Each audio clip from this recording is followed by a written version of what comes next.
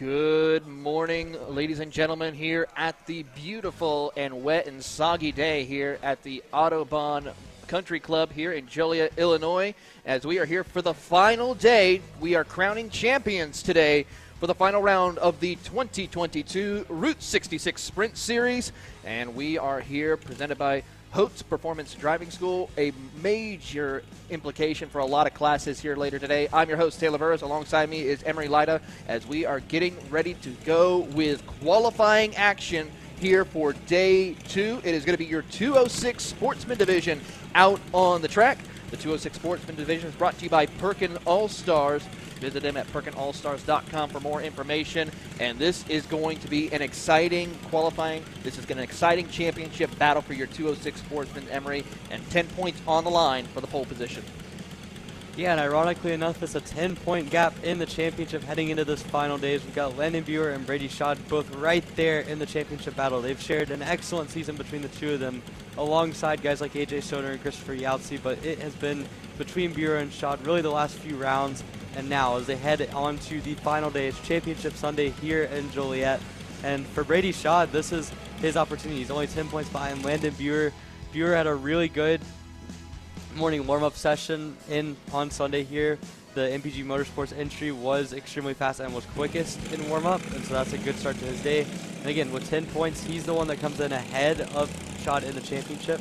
So a pole for Schad could tie things up heading into the last round of the season as we get into the pre-finals and finals. But certainly, out of all the classes here today, is Briggs 206 Sportsman presented by Perkins All-Star that has a close championship battle as we see them now starting to head out on the track. And of course, we did have quite a bit of a rain shower that happened earlier this morning. It's starting to break up a little bit. The sun's starting to peek out. So right now, I would have to say we'll probably see a mix of drivers utilizing both the intermediate or wet weather tires as well as also utilizing slick tires out on the circuit. And probably by end of day today, every single driver will be back on the slicks, especially when it comes to the pre-finals and finals. The shower should be out of here by then as carts are now heading out onto the track. As we watch on, there is the 120 machine that we see on the circuit currently getting up to speed. That is, of course, Landon Buer, who is one of our championship competitors, going head-to-head with Brady Schad for the championship title as they get their first green flag run, 3 laps here for qualifying as the field now works their way into turn number 1. We're going to see who can set the time here and set the fastest lap as they work their way up through the hill. Of course, a little bit different conditions today, Emery. What could we expect in qualifying and probably the pre-finals given the fact of these cooler conditions and damp conditions? Yeah, so in the damp conditions, what you're really looking for is to stay off of the rubber in a lot of cases. And I think here especially, there's a lot of corners that you're going to see people running really on the outside of the limit. And furthermore, it's going to make any mistake more sort of highlighted, to be honest, because you're going to see guys that make one mistake in a corner and you lose so much momentum in this rain because you're going slower because you don't quite have the natural grip that you have on the kart. And then again, you're going to be on the wet weather tires more than likely through this qualifying session. As we saw in the warm-up conditions, it seemed like, especially the latter category, was quite a ways away from being ready for dry conditions. So it's going to be interesting to see. I think the drivers that make the fewest amount of mistakes and continue to find areas outside of rubber are going to be the ones that go fastest here in qualifying. Certainly is the case here as we watch on the field making their way through to set their first flying laps across the line. Landon Buer will set the first time of a 1:08.90. Braden Domont will go up to P2 as we wait for the rest of the field. Christopher Yautze, Braden Domont go 3rd and 4th position.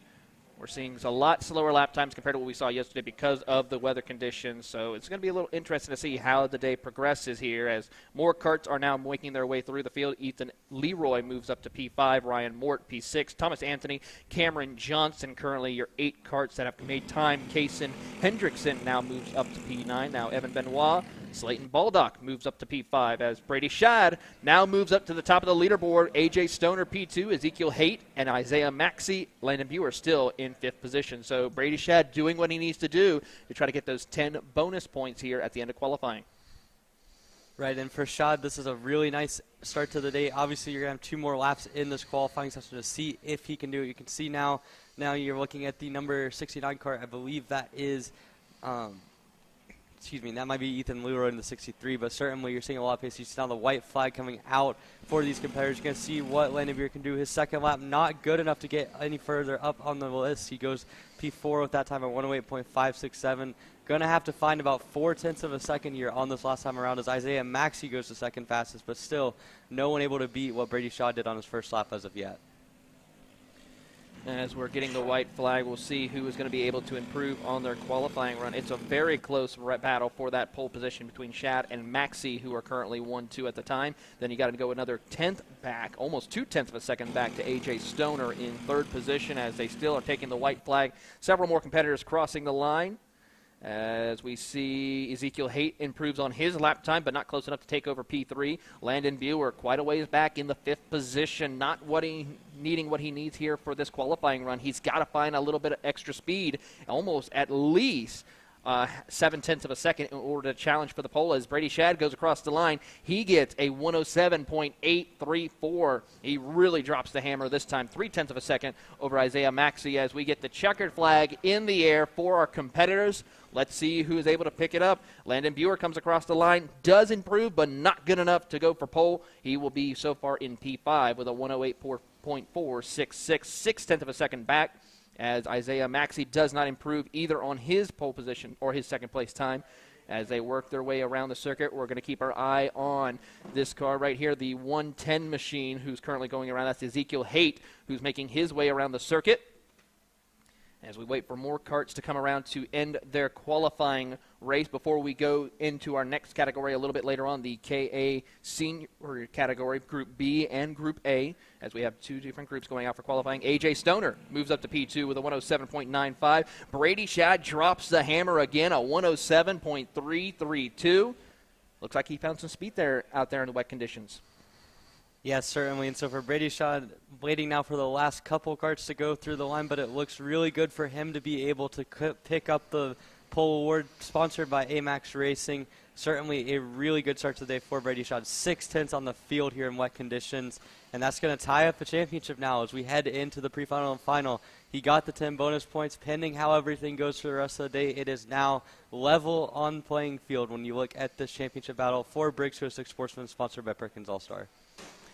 We'll go a quick rundown of your top 10. It's going to be Brady Shad, followed by A.J. Stoner, Ezekiel Haight, Isaiah Maxey in 4th. Landon Buer rounds out your top 5. Then it's Braden Domont, Ryan Mort, Christopher Yahtzee, and Thomas Anthony and Slayton Baldock rounding out your top 10. We're going to take a quick commercial break, but when we come back, it will be your KA 100 seniors out on the track, sponsored by Wolters Racing Engines. Group B out first, then Group A. You are watching the 2022 Route 66 Sprint Series live from the Autobahn Country Club, only on Kart Chaser.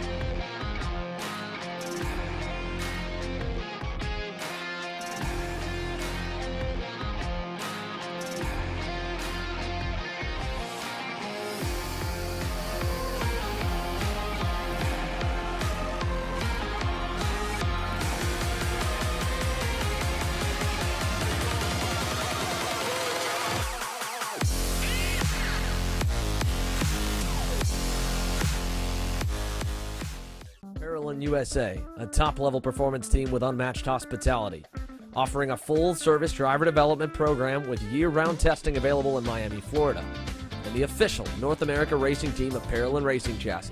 Chassis and parts available at ParolinUSA.com.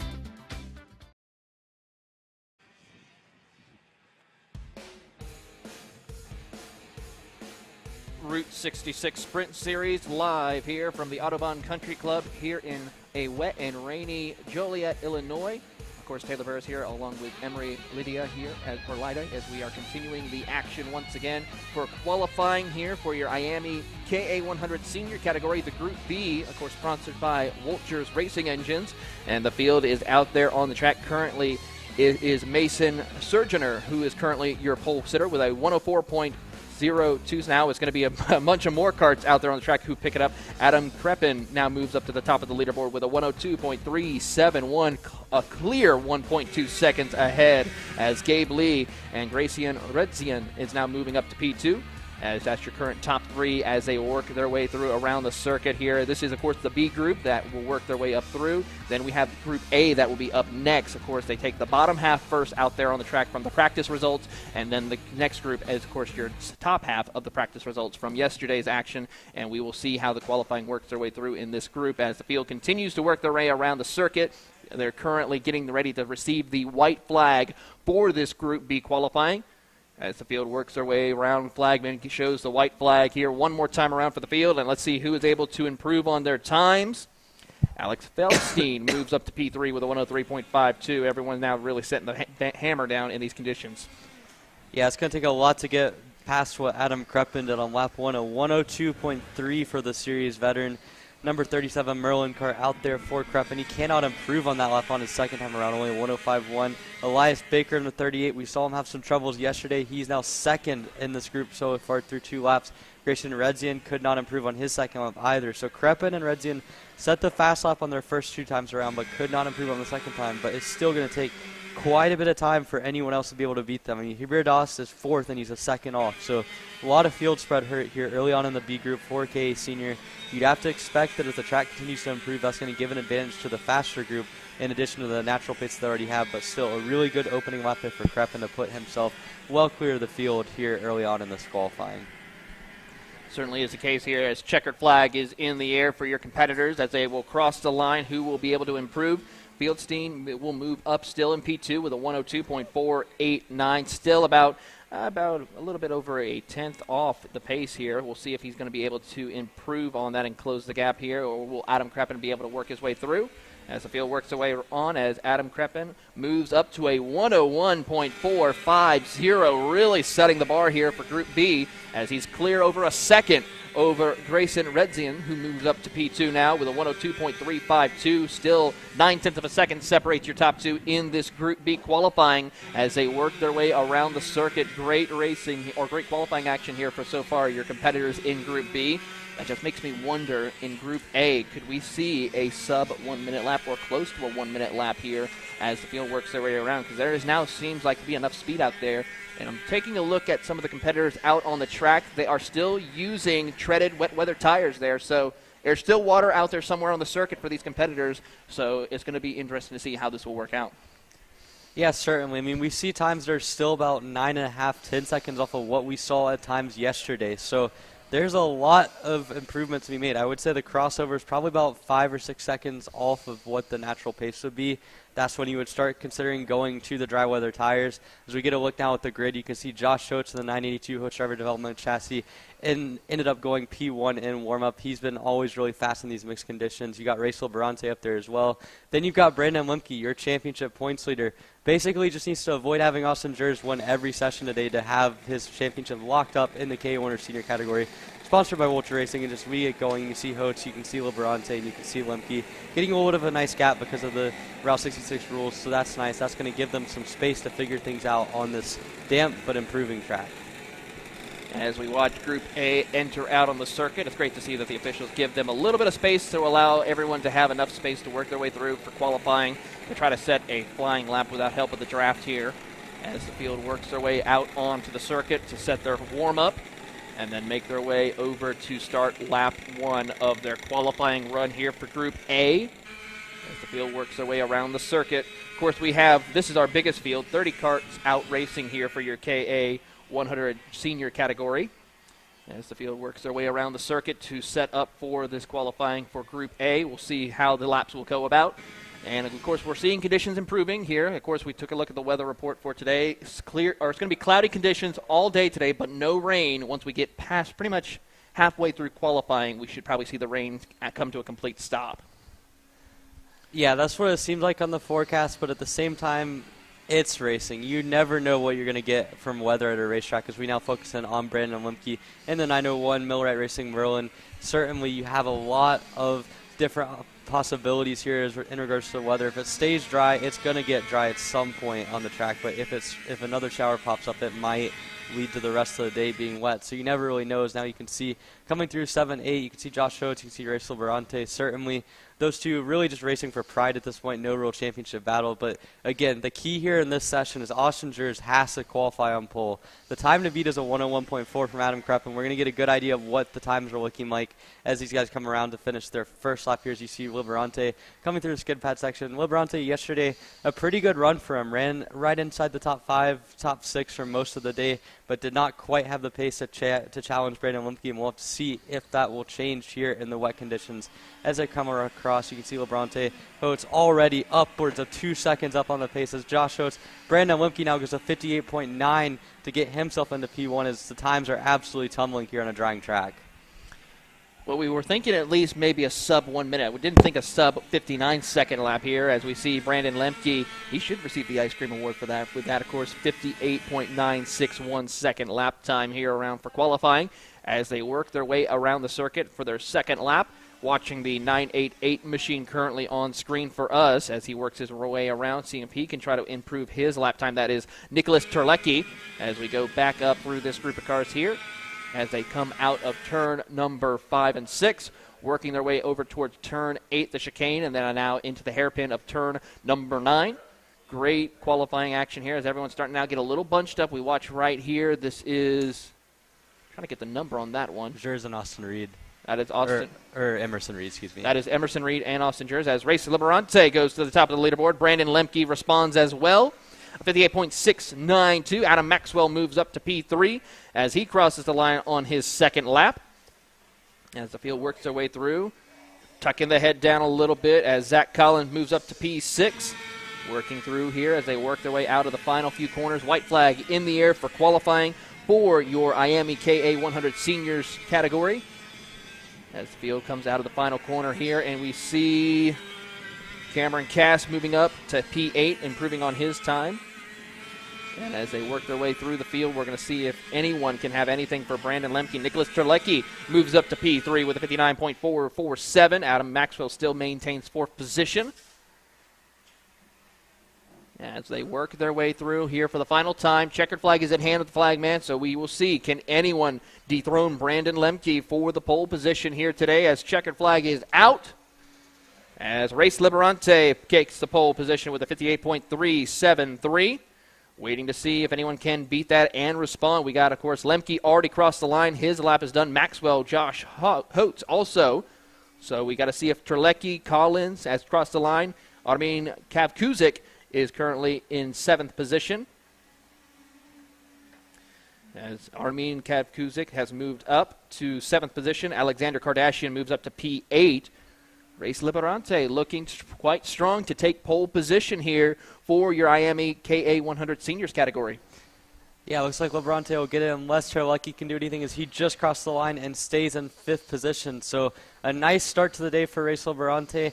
Brandon Lemke qualifying 2nd. He'll have to be happy with that, putting himself back up into a good position. But certainly going through the rest of the list, you've got Adam Maxwell and Josh Oates in row 2, Nick Terlecki, Zach Collins, Arvin Kapkuzik, Cameron Cass, Alexander Kardashian, and Gia Cicero rounding out your top 10. And Austin Jers, who needed to be on pole in the session, only in 12th. So not only will he be out of championship contention, he also has a big hill to climb here in Vulture Racing and just KA100 Senior. With that, we're going to take another commercial break, but when we come back, it will be the 206 Juniors category powered by One Power Sport. Up next on the track, you're watching the 2022 season finale of the Route 66 Sprint Series from the Autobahn Country Club in Joliet, Illinois, live on Kart Chaser.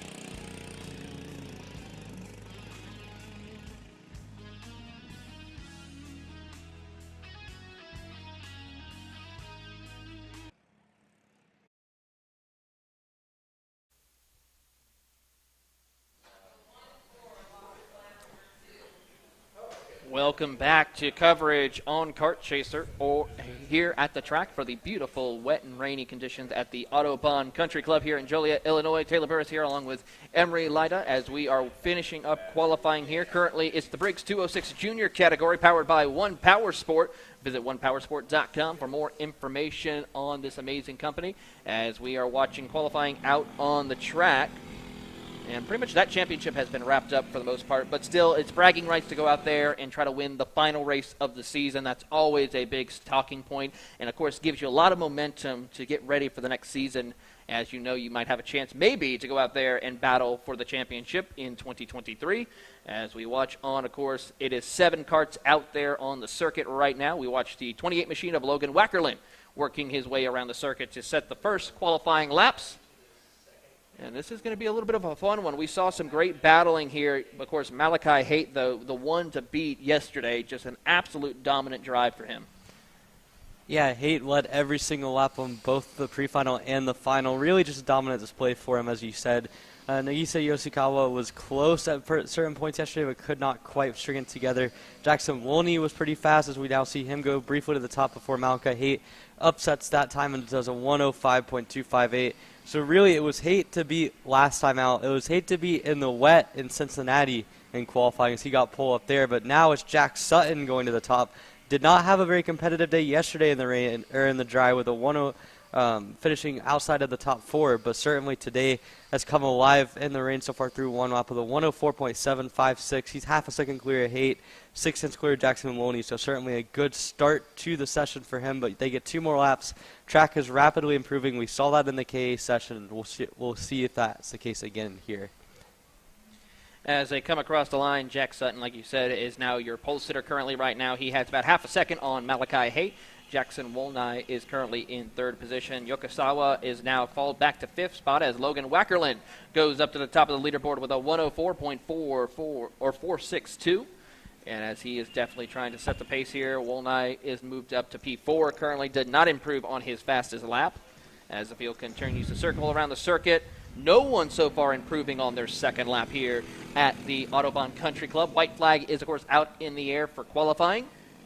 As Jack Sutton now does improve, he moves up to P1 with a 103.121, a 1.3 seconds. Of course, Sutton didn't have the best run yesterday, was towards the back half of the field, looking to see if he can really set the pace here for everyone in these conditions. Yeah, certainly. I mean, always say the rain is the great equalizer, and we see it quite often in karts, but we also see a pretty massive correlation between the guys that run up front in the dry and the guys that run up front in the rain. So to see a guy like Jack Sutton, who was upwards of a second off the pace yesterday in the dry, all the way up at the front in the rain and doing it convincingly is super impressive in his 09 kart. So a good start today for him. One more lap as Logan Wackerlin now back to the pole, 102.8 on his second lap. So both of them are in contention. They have over 2 seconds on the rest of the field with Malachi Haight in 3rd. So these wet, mixed conditions is certainly throwing a wrench in what we saw yesterday. And we'll have to see as Wackerlin and Sutton come together, if anyone can come even close. As Jackson Wolney improves to P3, but still 2.3 seconds off the pace. It really seems like it's going to be between Sutton and Wackerlin. It's Jack Sutton resets fastest time, but we still have yet to see Logan Wackerlin come through for his final lap, as you can see him now going through the skid pad section. And with that, we'll see if Wackerlin can respond to the 102.5 of Jack Sutton as he comes across the line here momentarily. Will he be able to beat Sutton for the pole position here today as he works his way through? I believe there he is, the 28 machine coming through the back half of the course. Through the final few corners, he looking to be possibly trying to track in the right direction as he comes down across the start-finish line. And Logan Wackerlin will not improve. He will not. He gets second place still with a 102.863. Does not improve. So Jack Sutton will receive the AMAX Racing Fast Time Award with a 102.509. He will start on the pole for your Briggs 206 Junior category, powered by One Power Sport, as he will start the pole here for the pre-finals later on this afternoon. Great racing or qualifying action for Jack Sutton. A big boost in momentum for him here today. Yeah, certainly for Jack Sutton. Again, yesterday wasn't quite his day, but so far we're seeing a lot of raw speed from him in the wet conditions. 3 tenths on second place of Logan Wackerlin, and he had 2 seconds on the rest of the field. Nearly 3 seconds, 2.674 seconds back to Jackson Wolney in 3rd. So I don't know how that's going to continue onwards if he's in the dry, but certainly if the track stays kind of damped like this, this could be Jack Sutton's opportunity to grab a huge win here in Briggs 206 Junior, sponsored by One Power Sport. Of course, next up on the track is going to be the IAME Mini Swifts, who will be now coming on to the track. Of course, the IAME Mini Swift is powered by D&J International Services. Visit godnj.com for more information as they're now going on the track, so we'll give them a chance to showcase the talent here as they work their way around. Of course, the Mini Swift category, a very, very tight. Probably would have been in a situation where he didn't have to do much to clinch, but as it is now, Asen Dramalov is the other driver in contention, and for him, it's pretty simple. He has to win the final, and in the pre-final, he has to finish up in the top 3. If he does those two things, he has a very real chance at the championship, depending on how Tovo finishes up. And then behind them, I mean, you've got a great battle for third between Landon Buer, Benham Abernathy, and Jackson Tovo and Brady Schad. All 4 of them could stay in that battle as well. But between Dramalov and Tovo, Tovo just has to stay consistent, but Dramalov's going to need something special, and that starts right here in this damp qualifying session where we've already seen a little bit of a mix-up in Briggs 206 Junior. Going to be interesting to see how the Mini Swift stacks up with Landon Buer being fastest in warm-up earlier today. As we just saw a unfortunate end for one of the cones out there on the circuit, as we're going to see here continuing racing on with qualifying action here today for the Mini Swifts, brought to you by D&J International Services. As the field works its way around, we're going to see who is going to set the first fastest lap of the race. As we're happy to have you with us here at the track for the season finale of the 2022 Route 66 Sprint Series. And, of course, for those who are watching on kartchaser.com or at Speed Sports, that's right, we're going night racing here in the Texas Sprint Racing Series to crown champions. And what a better time to do it than at the Speed Sports just outside of Houston, Texas, as qualifying is kicking off. And Asen Dramalov is currently your pole sitter right now with a 57 or 57.391, really showcasing the speed here as Ethan Tovo and Jackson Tovo currently your top 3 currently at the moment. Yeah, Dramalov's off to a nice start in this qualifying session. We saw up in Cincinnati again, he was someone that was pretty good in the wet. The Tovo brothers have a lot of experience in these conditions as well, so it's going to be interesting to see how they respond. But certainly the track is clearly getting faster.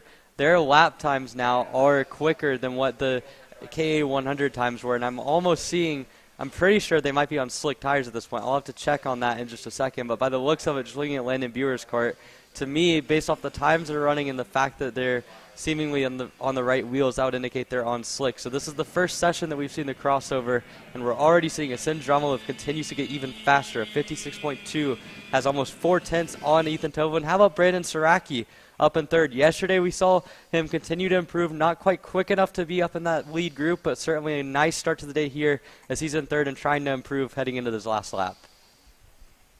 Everyone has ran their second lap except for the 165 of Brady Schad, who currently sits P7 right now. We'll see if he can try to improve in his 165 kart as they continue to run their final laps around this circuit. Asen Dramalov is currently your pole sitter still with a 56.226, 4/10 of a second ahead of Ethan Tovo. And then, of course, Saraki is currently holding strong in third position. Landon Buer improves his lap time. He'll move up. How about Benham Abernathy, who moves up to P3, as Jackson Tovo moves up to the pole position. And we'll wait to see who else improves, but no Brady Schad is making a second lap, so he must have had an issue somewhere out there on the circuit for the 165 machine. But for Jackson Tovo, as we see here, there's the 165. He comes across the line. Move Brady up to P6 right now. So he's still got one more lap to try to run, but for Jackson Tovo, unless Brady is able to improve on this final lap for him, he is looking to receive the AMAX Racing Fast Time Award today for your pole sitter. As they work their way around, we'll keep an eye on the 165 to see what he can do here on his final lap around the circuit. He's now coming over towards turn 8 and 9.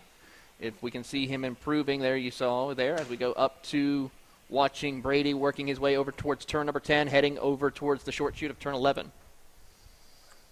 Yeah, trying to get a last lap here of Brady Schad. He's the only driver still on track trying to see what he can do, but I think he's pulled in, so that's going to be the end of his session. So Jackson Tovo, back-to-back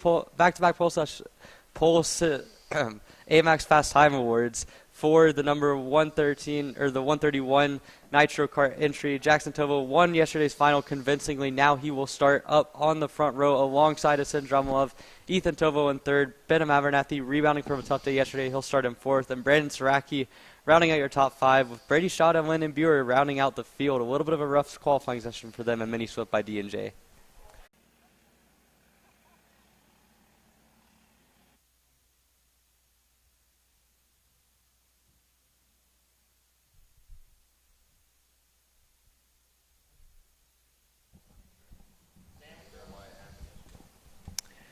Welcome back to Kart Chaser coverage of the 2022 Route 66 Sprint Series season finale from the Autobahn Country Club here in Joliet, Illinois, as we have qualifying for your Briggs 206 Senior Medium category, as the Millwright Racing class is about to go out there on the circuit.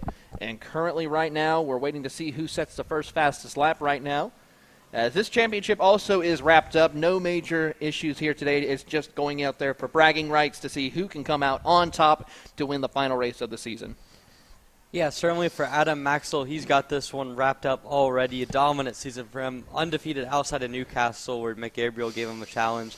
And we'll have to see. Yesterday, Connor Fashing almost won. It was a side-by-side drag race to the line. Probably the most exciting finish we had in any class yesterday. So Fashing was all over him. We're seeing now completely dry conditions now on a drying track. They're on dry tires. You can see now Maxwell coming through. Or excuse me, I think that's actually Jalen Kerr in the 131 machine. Sorry, my bad. But certainly a lot of interesting conditions here as we're seeing Adam Maxwell getting set to come across for his first lap. Connor Fashing goes through the 1 minute .429 in the number 111 machine. He has gotten off to a nice start here.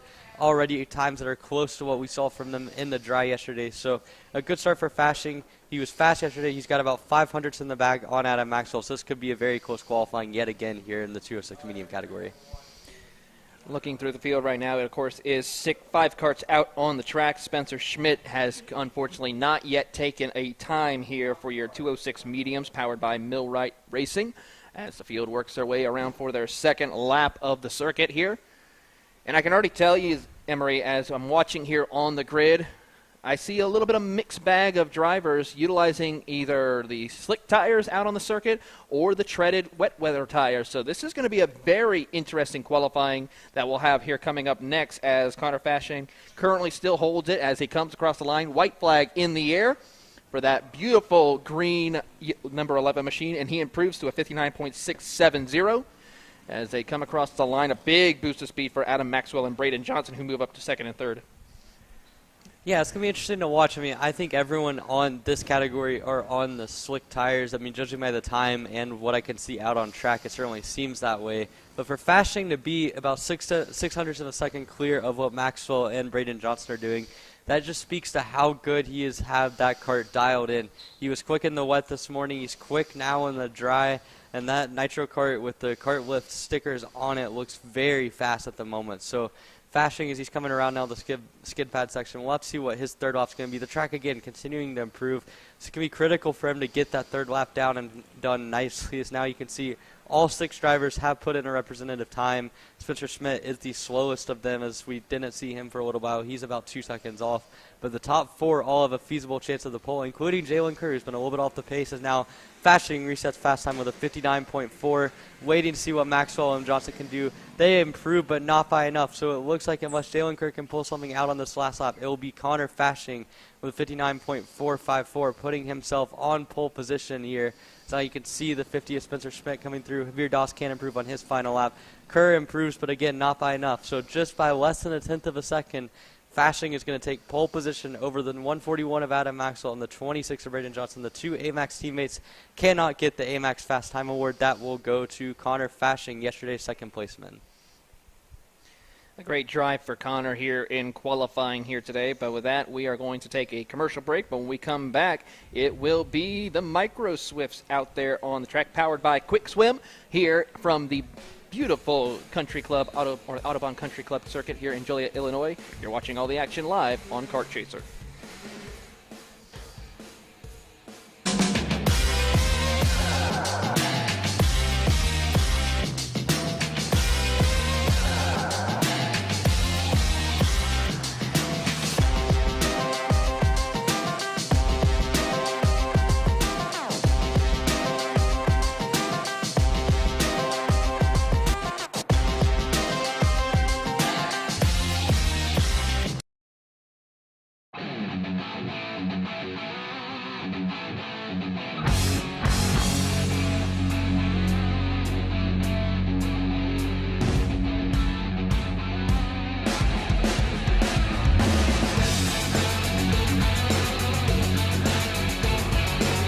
Hannah Greenemeyer is going to score the final win of the U.S. Pro Kart Series.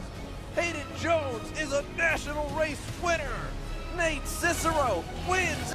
Four-time champion Ryan Norberg winning Super Nationals 24. Winner, winner, winner. Are you ready to join one of North America's winningest driver development programs? Rollison Performance Group offers fully customizable packages that are meant to take your game to the next level. For more information, head to rollisonperformancegroup.com. Looking for a top-level team environment that fits your budget? Look no further than AMAX Racing. We cater to customers around the country who want driver coaching, tuning assistance, hospitality, track support, and a family race environment. Our race schedule is support available at all levels, from club and regional series across the Midwest to top-tier events such as the TKNA Grand Nationals, the U.S. Pro Kart Series, and the Scooter Pro Tour. Whatever level you may be at or want to get to, AMAX Racing can get you there.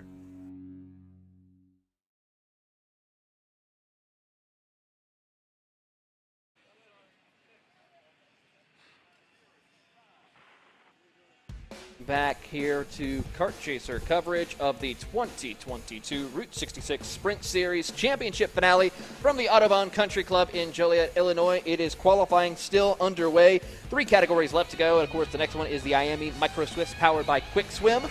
As the field works their way around to set their first green flag flying laps around the circuit. Taylor Burr is here along with Emery Lida as we are currently watching on the field, karts on the track.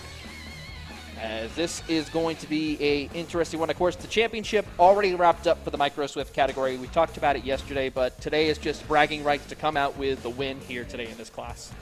Yeah, I mean, Cameron Marsh has had this wrapped up for quite a while now. I mean, again, almost a perfect season. We saw yesterday a dominant display. He dropped all the way back to 5th at the start of the final. Came quickly up through the field with a little bit of help from an incident between Isaac Nolan and Jacob Majeski, but certainly Marsh has had the best raw pace and the best consistency all season long.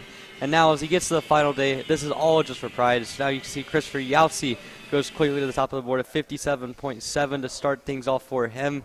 AJ Stoner comes through. Those are 2 guys that we expect to be contending up towards the front of this field. Holden Harder's another one that's had a good season so far. Adriana Rowe, we saw yesterday her strongest run of the season. She's up in the P2 now as we're now starting to see some of the faster karts come through to complete their first lap here at qualifying. In a class that saw quite a bit of good action yesterday, even though Marsh was able to walk away in the final. With that right, of course, Marcia definitely the strongest driver from yesterday's competition as we watch on through the field here. Drivers trying to get their second laps underway as we're waiting to get the white flag from the flagman as more karts go around the circuit. But yeah, speaking of Adriana Rowe, I mean, had a terrible incident during qualifying where she didn't even get to run the full qualifying. Comes back in the pre-finals, does to run mid-pack, and then the finals just fires off and comes out with a strong finish with a top 5 as we get the white flag out on the circuit. As Christopher Yautsy comes out with another fast time of a 57.276. AJ Stoner moves up to the top of the leaderboard with a 57.193. 8/10 of a sec, or 8/100 of a second now ahead of Yautsy as we watch the rest of the field work across the line. It's going to be Rowe, Majeski, and Chucker Trebe who moves into the top 5. Yeah, so AJ Stoner there comes into pole position. Now we're still seeing a couple of the faster karts come through. We saw Isaac Nolan just put himself up to P3, a good run from him yesterday.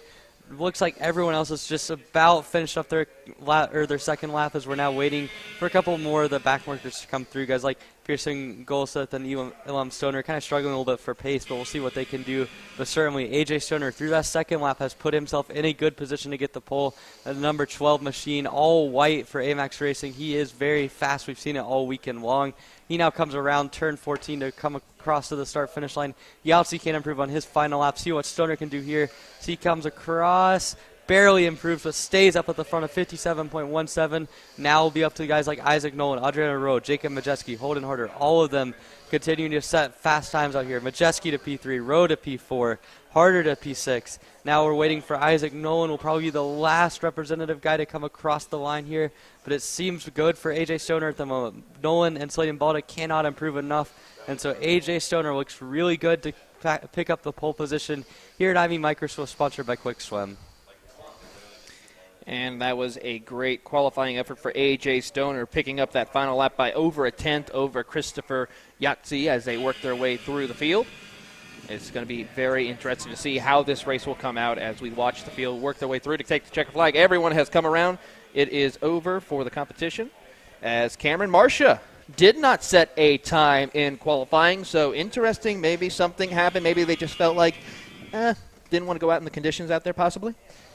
Yeah, not sure exactly what's up there with that. I'll try to figure that out before we get into the pre-final, but certainly maybe something where they want to challenge him and have him start at the back. We've heard that before when someone's already clinched a championship, or maybe they're just trying to sit the day out, give Cameron a little bit of rest, obviously. He's done a great job, phenomenal job all season to clinch the championship, and that maybe this is a deserved day off. Who knows? But regardless, A.J. Stoner put himself in a very good position for this final race of the season in IME Microswift. He's on pole. Christopher Yahtzee, a strong run after what we saw yesterday to qualify in second place. Jacob Majeski trying to make up for an incident in the final in third. Adriana Rowe in fourth. And Isaac Nolan, another driver who got caught in that incident with Majeski, out of the race yesterday. Today he'll start the pre-final from the top 5. And, of course, with that, we are going to take a quick commercial break. But when we come back, it will be none other than the IAME KA100 Juniors, powered by Advanced Design Studios. Next up on the track, you're watching the 2022 season finale of the Route 66 Sprint Series from the Autobahn Country Club in Joliet, Illinois, live on Kart Chaser.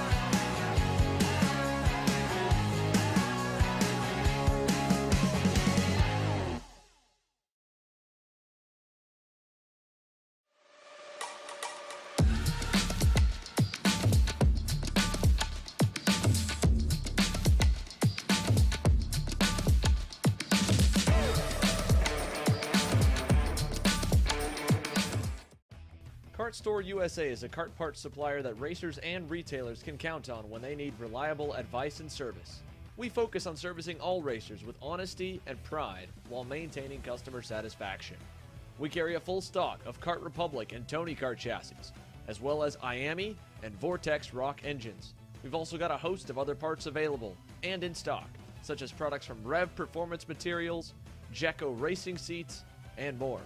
We have a 100% satisfaction guarantee, and on top of that, if your order exceeds $200, shipping is on us. Check out all we have to offer today by visiting us online at kartstore-usa.com. Parallel USA, a top-level performance team with unmatched hospitality, offering a full-service driver development program with year-round testing available in Miami, Florida, and the official North America racing team of Parallel Racing Chassis. Chassis and parts available at ParallelinUSA.com. If you're looking for top-grade equipment, look no further than Rev Performance Materials, engine mounts, sprockets, and arcade chains. Available online now at RevPerformanceMaterials.com and through a dealer near you. The highest quality material, built to the highest quality standards. Rev Performance Materials. Welcome back to the 2022 season finale of the Route 66 Sprint Series, live from the Autobahn Country Club here as we are watching the IAME KA100 Juniors out there on the track, sponsored by Advanced Design Studios. And, of course, none other than Quentin McPherson goes up to the top of the leaderboard. Lucas Klimek moves up to P2. Austin Olds in third position. Fourth, Henry Wheeler. And then, of course, none other than Connor Brigman is currently substituting for Ava Hansen, moves up to P6. And Braden Zerbez moves up to P5.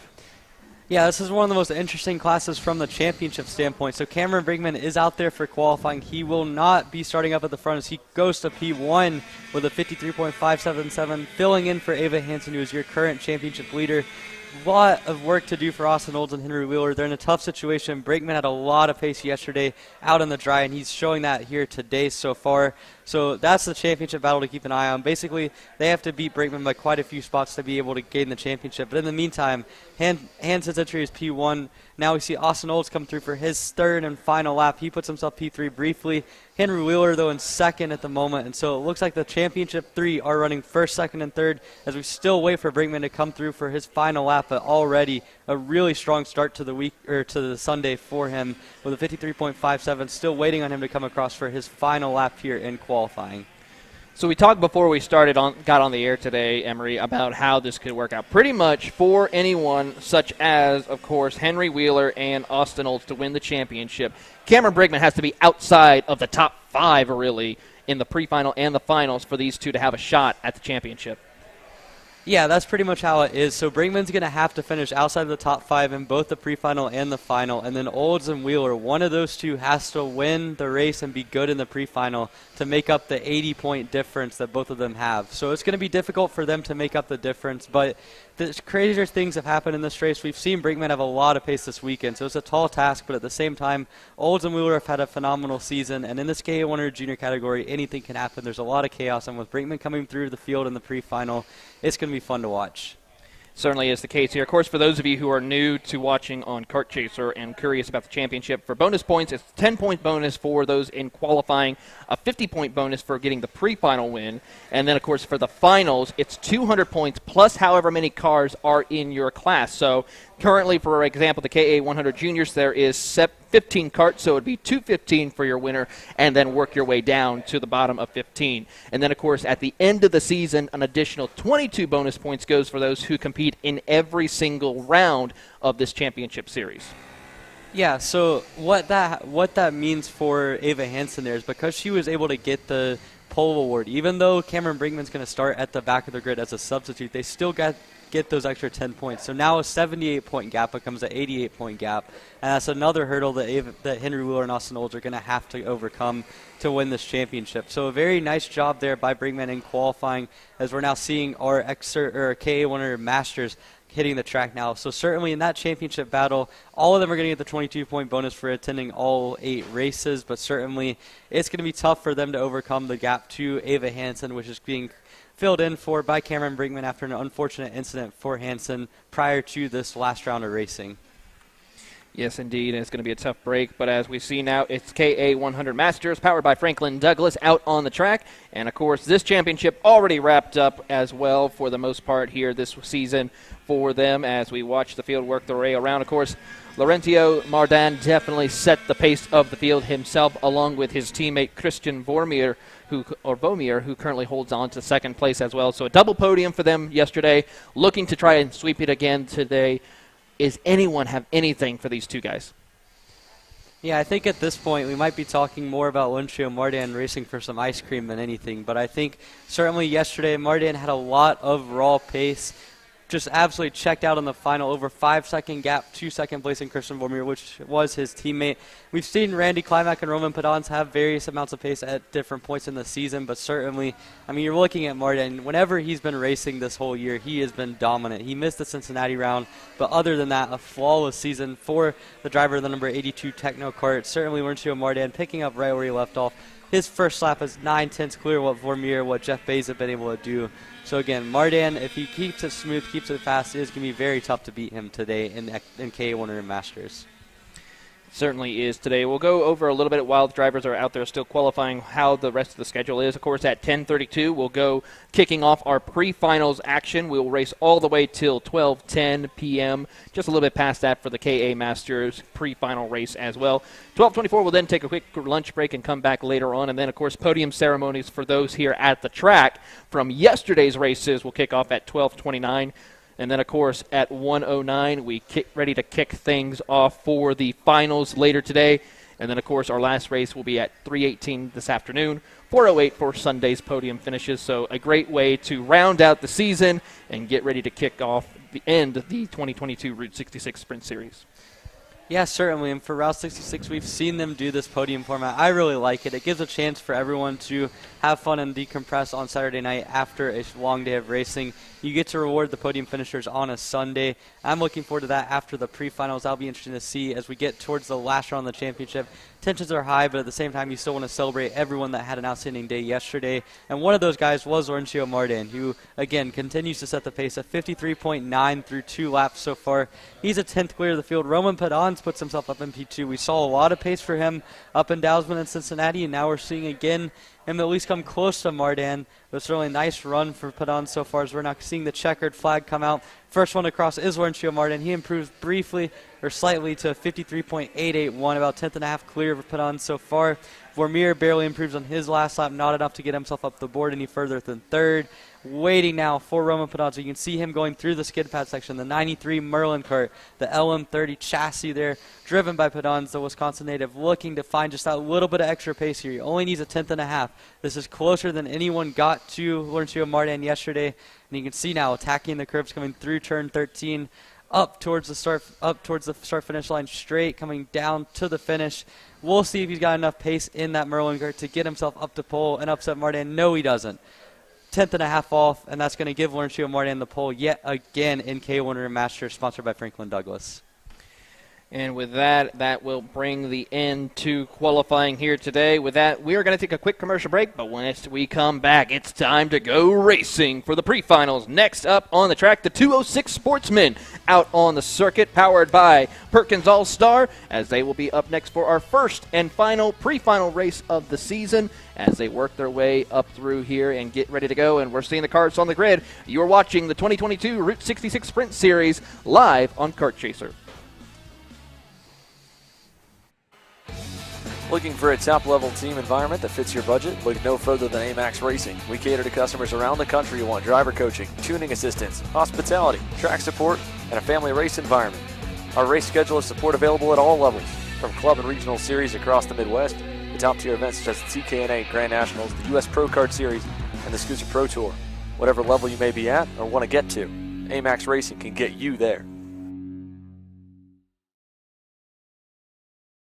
I'm Billy Vincent, owner of MPG Motorsports. What we do at MPG is we try to keep it a nice, fun family atmosphere, try to combine sort of the bigger things and of the bigger teams and the professionalism down with sort of some of the fun, sort of family-oriented atmosphere. We try to not only develop drivers, but also the parents and the families for just in knowledge in general in motorsports. It all starts in karting. What we try to do is try to help the drivers, the moms, the dads understand the sport of motorsports in general, not just karting, but what it takes to get all the way up through. Whether you end up wanting to be a driver or a mechanic or an engineer, you know, we can help you with that, and that's what we're here for. If you're interested in joining us at MPG, our home base is at Whiteland Raceway Park in Indianapolis, and you can contact us at info@willpowerkart.com, and one of our great people will reach out to you, and we'll try to put the best program together. Odenthal Racing Products, your #1 producer in engine mounts since 1992, along with our leading-edge designs and product development, such as the Odenthal Racing Products EasyGP camera mount, which comes in 4 different styles and can be used on any karting platform. To see our products online, go to odenthalracing.com.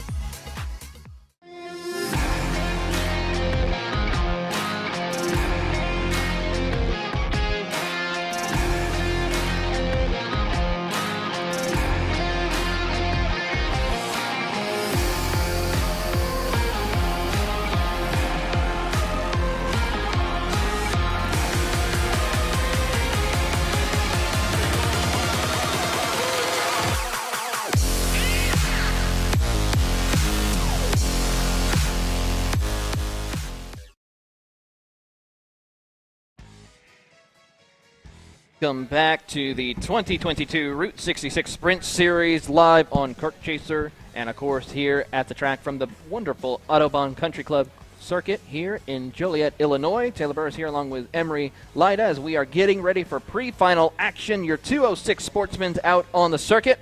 It's going to be Brady Shad, your pole sitter, with A.J. Stoner second. Ezekiel Haight in third position with Isaiah Maxey in fourth.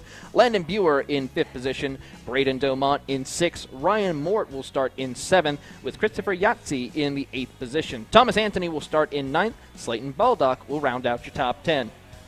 Yeah, I'm looking down the rest of the grid. You have Caleb Johnson in 11th, Ethan Leroy in 12th, Kason Hendrickson in 13th, Evan Benoit in 14th, Cameron Johnson in 15th, Max Cross in 16th, and then rounding out your 18 cart field, you've got Tori Daniels in the 17th position, riding number 22 cart, and Giovanni Vasquez will round out your starters here. And the Briggs 206 Sportsman presented by Perkins All-Star. Again, this has been an exciting category all season long. You've got Brady Schad and Landon Buer fighting for a championship. You can see AJ Stoner frantically waiting for his cart here. He is slated to start on the outside of the front row doing jumping jacks now, trying to get the attention, trying to get his cart ready, as it looks like everyone's going down without him on the grid. So we'll have to see if Stoner can get ready in time. I can see out the commentary box as he is getting going from the back of the grid. You can see now he rolls out. He'll have to chase his way up to the front of the grid at the start of this race to get in line. But already a little bit of chaos before we even get going on the green here. Very interesting situation there for him, and I'm wondering what in the world was the case for that, as the field will work their way around the circuit to get things rolling. As we see and wait on our pole sitter, as here he comes up to the front of the field. So we'll see how this will work out for our competitors as they come out of the final corner. Will we get a clean start? Yesterday we saw a lot of jump starts here, so will we have a clean start here all day today? We'll find out as the flagman shows the yellow flag, making sure everyone looks good to see if we're good to go racing. Waiting as they enter the start zone. We get a clean green flag as we're racing here at the Autobahn as they head down into turn 1. It's going to be, of course, up at the front of the field as they dive down into turn 1 and 2. Brady Schad along with AJ Stoner working their way up through the top of the hill at turn 3. Already some side-by-side action. A little bit of contact further back as one cart is around. Could not catch the number on that one. That looks like to be was that the 120 machine? No, I think Landon Buer was clear. That looks like that was one of the other blue carts in the middle of the field there, but certainly a good start there for Brady Schad in the lead with Ezekiel Haight in second place. Started on the row 2. So nice start for Haight there, and those two have broken away a little bit from the rest of the field. Landon Buer found his way around AJ Stoner towards the middle part of the lap, so he's going to have a little bit of work to do, but already a nice start for him after starting in 5th position. He's up to 3rd, and it's a brutal start for AJ Stoner, who, again, we saw having a little bit of drama before the green even started on this race and is now all the way back in 5th position. He has his work cut out if the outside pole sitter, and yesterday was running all the way up front, finished in 2nd. He's got a lot of work to do to get back up in that spot here as Brady Schad comes through to lead in lap number 1. Currently, it's going to be Brady Schad, Ezekiel Haight, Landon Buers, Braden Domont, and A.J. Stoner, your top 5 as they climb the hill up to turn number 3. Schad and Haight currently having a great battle for your race lead, and then you have another 3-car pack of Buer, Domont, and Stoner as they head down through turns 5 and 6. As they come out of the sweeping corner of turn number 6 to the short chute of turn number 7, you see Schad holding strong over Haight as they enter into the chicane, approaching turn number 9, the hairpin. We saw some great passing opportunities through this section as they come out of there, down the straight over towards turn number 10. Schad being very defensive, trying to make sure he can keep Ezekiel Haight behind him as they head down the straightaway over towards turn 11. Yeah, so for Brady Schad, again, he's in a dead even championship battle here with Landon Buer in this class. Schad has been consistent all year long, had a couple of really nice wins early in the season at Badger and at Cincinnati. Now, though, he's working himself into conditions. Obviously, a spin on the backside of the track. I'm not sure exactly what the number on that one is. We'll get a number for that in just a second. But Brady Schad and Ezekiel Haight continuing to work together. They've stretched out a gap to the rest of the field, going purple that last lap about 2 or 3 tenths quicker than what Landon Buer was able to do. And so already you're seeing patience from Ezekiel Haight, and Schad has to be happy about that because that's just giving him more buffer between himself and Landon Buer, both on the points and on the track. And in the meantime, AJ Stoner continues to struggle in 5th. He's run about 8 tenths of a second slower. So I'm not sure what's going on with that, but a nightmare start to this race for the number 420 cart. Certainly is here as we watch on the field working their way towards the back half of the course of turns 11 and 12 here. You watch on this battle between Landon Buer and Braden Domont as they head down into turn 11. You see Domont really trying to put the pressure on, gives a little bit of a tap here as they make their way out of turn 12 and 13. As they work their way down the front straightaway, it is still going to be Schad and Haight leading the charge as they come across the line here. Great racing as they have pulled away now, except, of course, you see Landon Buer giving a little tap on the helmet to Braden Domont, telling him, hey, we need to go catch up to your top 2 as they climb the hill up at turn 3. And catching the top 2 is exactly what they're doing. They're about 2 tenths of a second quicker on that last lap. Landon Buer going purple on that 3rd lap now, 59.445. 2 tenths clear of what Brady Schad and Ezekiel Haight are doing. You can see both groups of two are content working with each other. So this is an interesting situation because we'll have to see if Ezekiel Haight gets a little bit impatient and tries to make a move, or if he's content to just stay behind Shad and try to push him away. But Landon Buer, that last lap through, was able to make good progress on the two in front of him. And the 120 machine looks like he has the pace to be able to catch up. As you can see them now going through the skid pad section. Buer has been fast all weekend, fast all season really aboard the MPG Motorsports entry, but certainly a nice start to this pre-final here. He started in 5th, he's in 3rd, and as they come down the start-finish line, he's catching the front two right in front of him. It's about 5 kart lengths now, and they continue to go just slightly quicker than what Brady Schott and Ezekiel Haight were doing. Currently right now it's about 0.6 of a second separating your top two from the 3rd and 4th position drivers, and they have closed the gap. Meanwhile, a little further back, AJ Stoner, Caleb Johnson, and Slayton Baldock as currently battling out for that 5th spot as they work their way through turns 5 and 6. There you see your top 4 there, and then further back, the other 3 karts working their way through. A little further on, you see, of course, Ryan Mort in 8th position. Then Isaiah Maxey leads the charge in 9th with Christopher Yatzy in the 10th position, rounding out your top 10 as they work their way over towards turn number 9 and 10. As we watch on your race leaders here leading the charge heading down into turn 11, and there's already some separation between Shad and Haight. This could be the opening that Buer and Domont need in order to try and close the gap and battle, as we see Ezekiel Haight falling back a little bit to the clutches of Landon Buer. Yeah, Ezekiel Haight kind of made a little bit of a mistake, I think, on the backside of the track. That's allowed for Landon Buer and Braden DeMont to get a little bit closer as we reach the halfway point of this race. 5 down, 5 laps to go.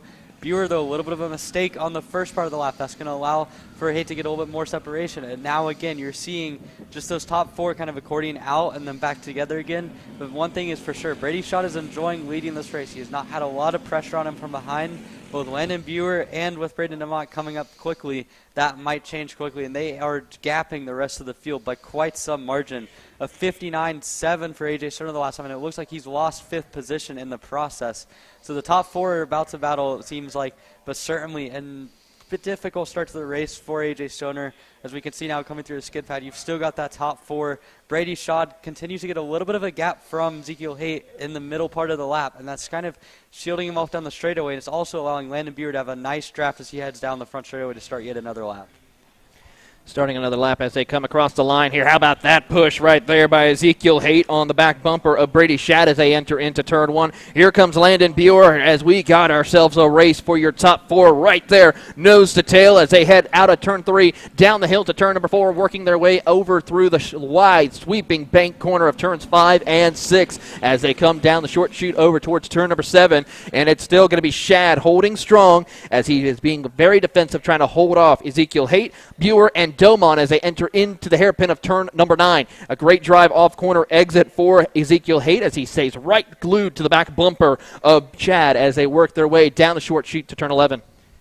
Yeah, certainly still staying line astern here. You can see all 4 of them are now right there together. We'll see if Shad can get a little bit of a gap like he did on the last couple of laps here from Ezekiel Haight through this section. Not quite as much this time. So now, for the first time all race, you have 4 karts on the front straightaway all within a draft together as they now head down to come down to 3 laps of racing to go. Haight continues to stay content behind Brady Schott, but with the pressure for Landon Buer, you'll have to see if he's willing to make that pass now. As they come up through turn 3, you can see everyone stays in line. Brady Schott continuing to lead this race. Ezekiel Haight staying right in line. The last lap, they all went really fast, but especially Landon Buer went purple with a 58.9, just marginally quicker than what the front 2 did. And again, those top 4 are all separating themselves from the rest of the field. Braden DeMont maybe losing the top 3 just a little bit. You can see he's lost about 3 kart lengths over the course of this lap, but still, any sort of fighting, and he'll be right back up in that draft. They certainly are as they work their way through down the short chute of turn 10 and 11. As they work their way down to the hairpin, you see Haight working his way down into turn 11 right there on the back bumper of Brady Schott. As they work their way through turn 13 and 14, they're going to get the 2 popsicle sticks. 2 laps to go for your race leader, Brady Schott, as they work their way out of turn 14. 2 laps to go for them as he gets a big push right there by Ezekiel Haight, and he goes purple, a 58.892. He's going to really set the fast lap here as they climb the hill up to turn 3. Yeah, now we see Landon Buer to the inside of Ezekiel Haight coming into turn 3. He's got the position. So for the first time all race, really, we've seen a move for position among the top 4, and now it is Landon Buer, who is directly behind his championship rival. He'll have about a lap and a half to make up 3 or 4 kart lengths on Brady Schott, who has been up front all race long.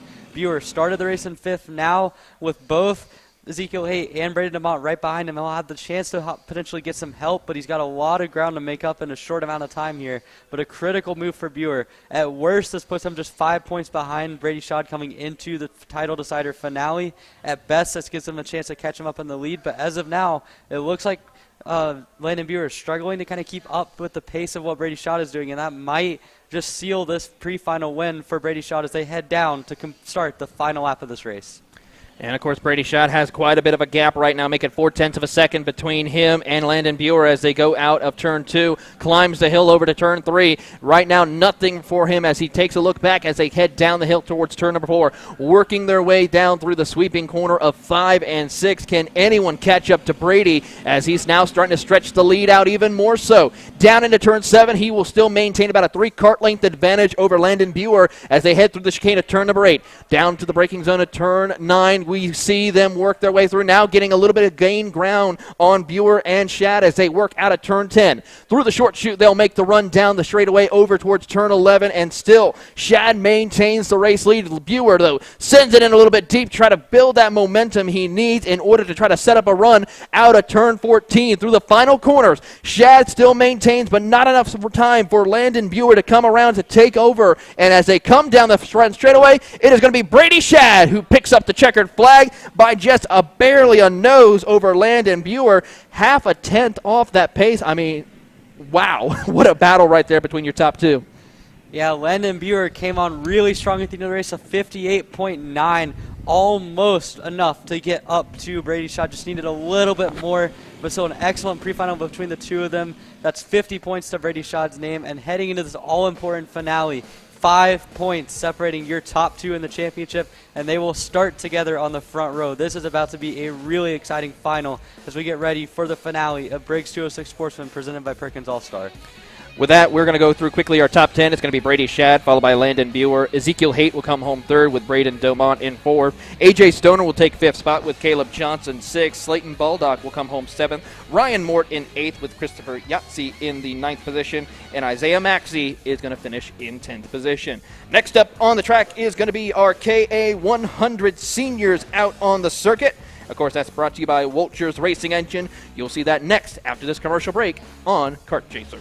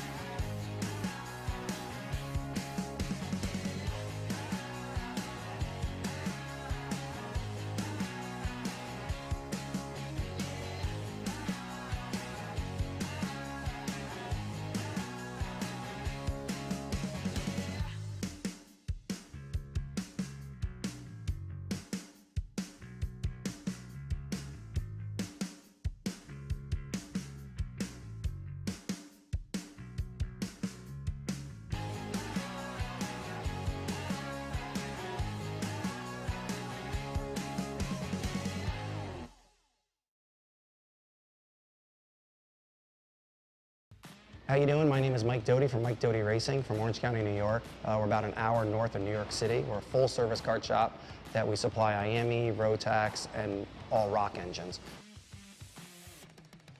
We sell OTK parts and all the tires for all the different series. We support USPKS, SCUSA, Rotax, which is the Stars and Stripes, and the Rock Winter Tour. What we do is we try to get the drivers better by data, driver coaching, and setup. We have a lot of good drivers that come through our program. We have a lot of experience. I've been doing it for almost 35 years, and we just try to translate that to all our customers. Chaser coverage of the 2022 Route 66 Sprint Series. It is, of course, your KA 100 seniors out on course, presented by Wolters Racing Engines. It's Race Liberante and Brandon Lemke who lead the charge on the front row as we get a green flag, and we are racing here at Autobahn down into Turn 1. Race Liberante holds on to the race lead as they climb up to the top of the hill of Turn 3. Brandon Lemke, Adam Maxwell follow the charge as they work their way through. Big little bit of cars working their way through, and now 3 and 4 wide action as they go down into 4.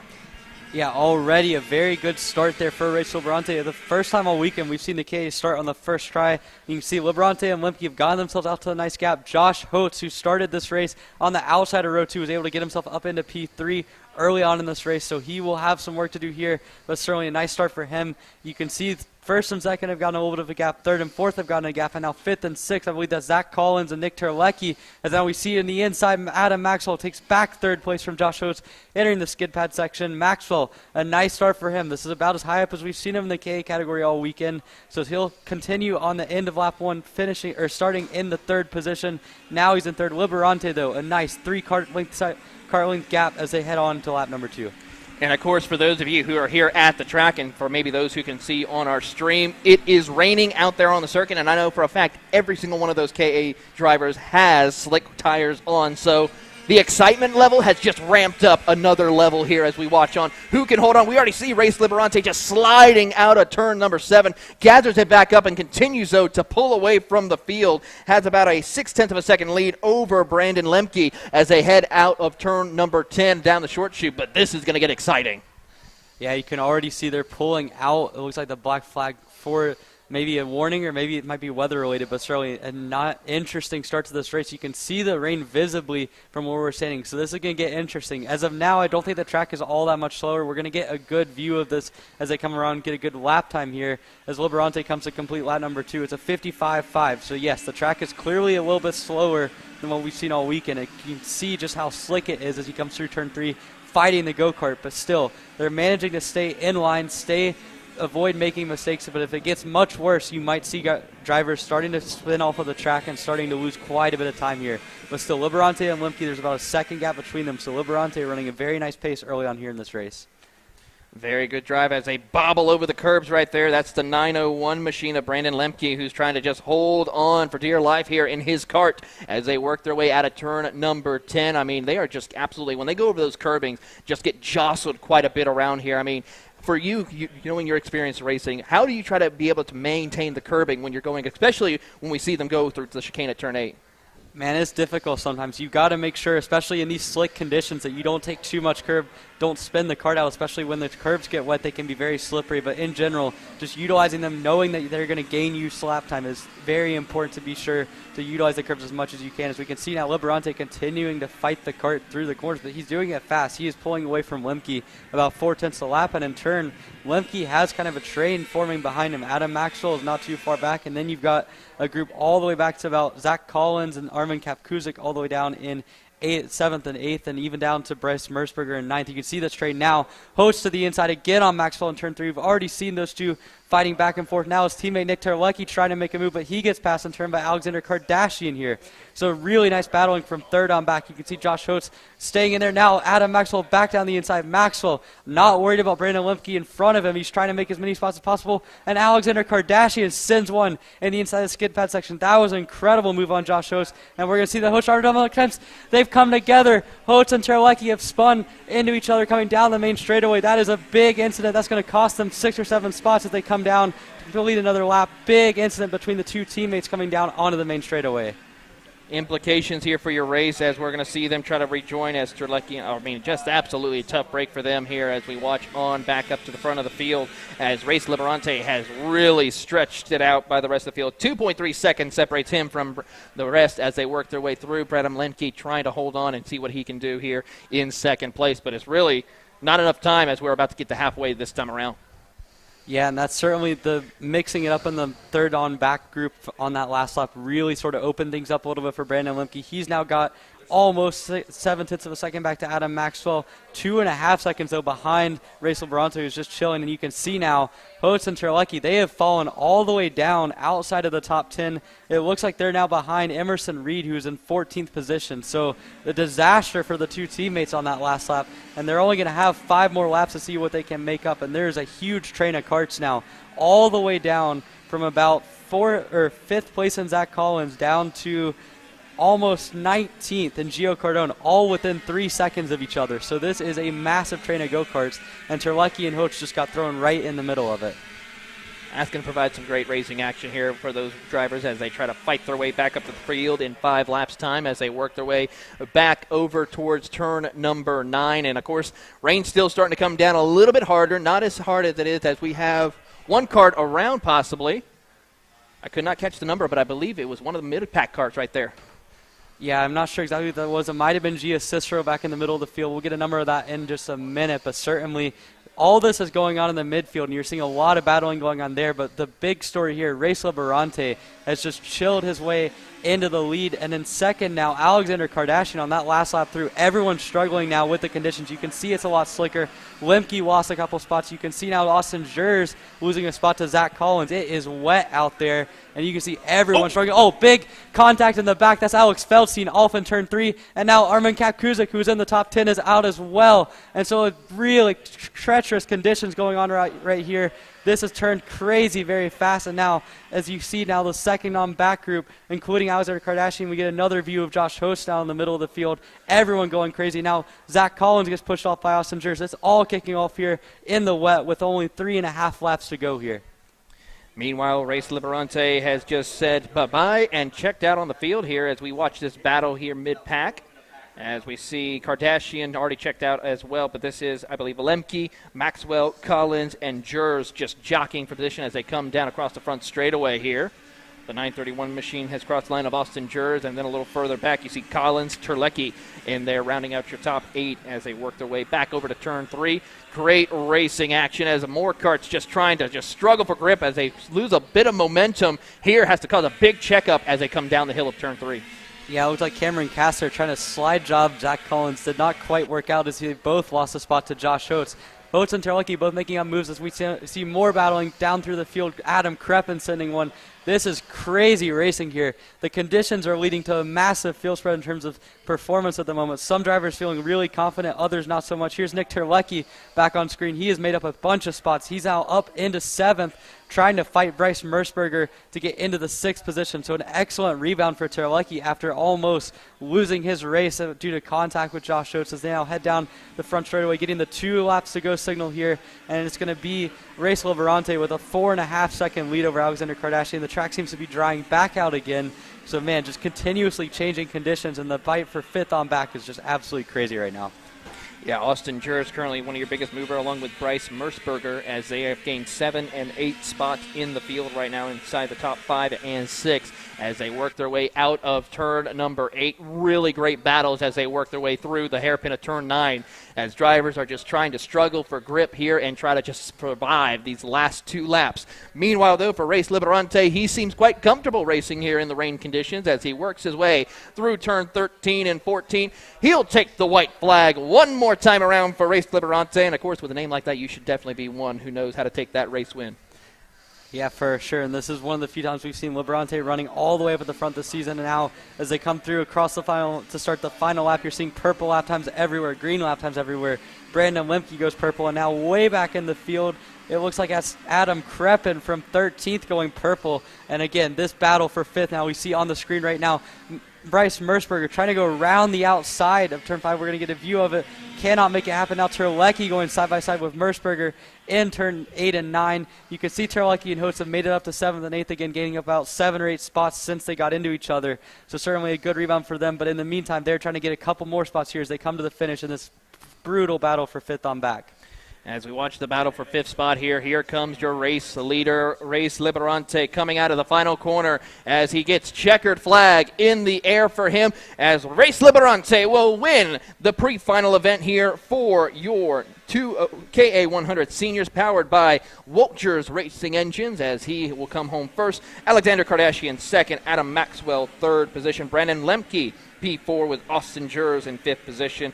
Nicholas Terlecki comes home in 6th with Josh Host in the 7th position. Cameron Cass in 8th, 9th Emerson Reed, and Bryce Merceberger will round out your top 10 as the field comes down for their cool-down lap. And we see here the rain, a great equalizer. The rain also provided a lot of action for our competitors out on the track in very tricky conditions. Yeah, it was interesting. The track kind of devolved a little bit through the course of the race. About 5 laps in, it got really wet.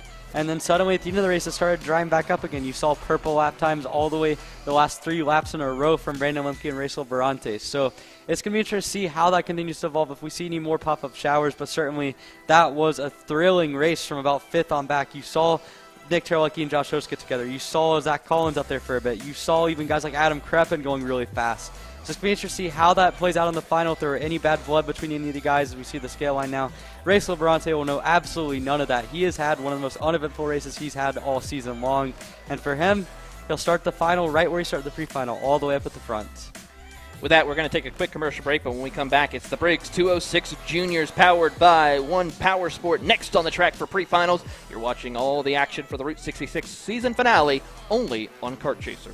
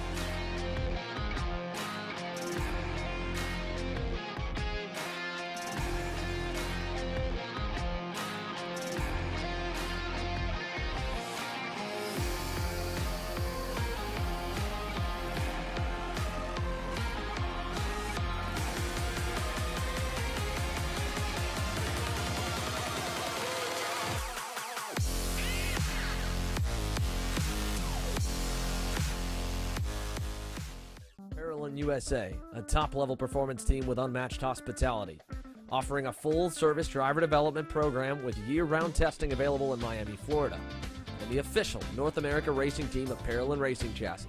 Chassis and parts available at ParolinUSA.com.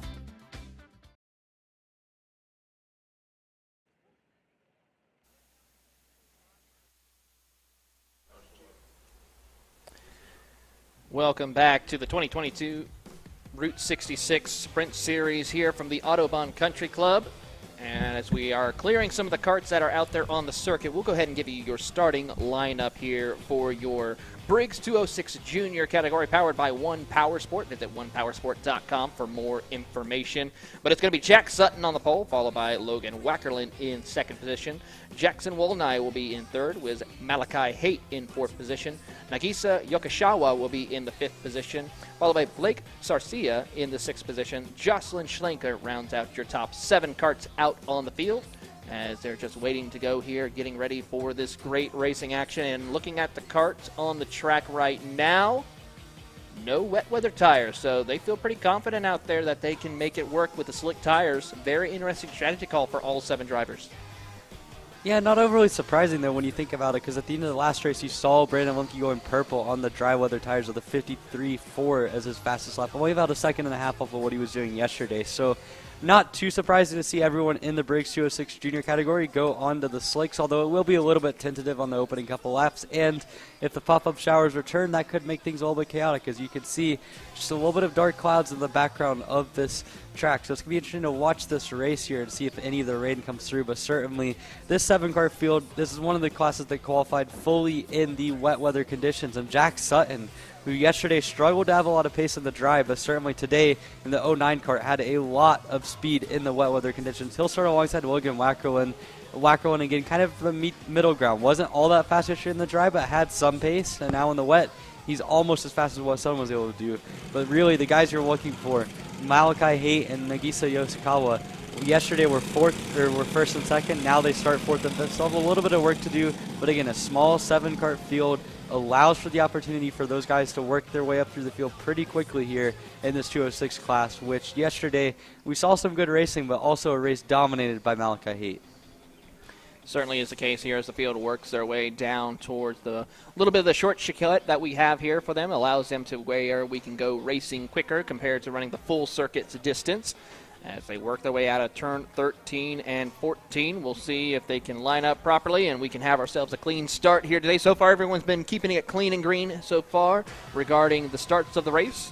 As they work out of turn 14 into the start zone, they will go lined up nose to tail.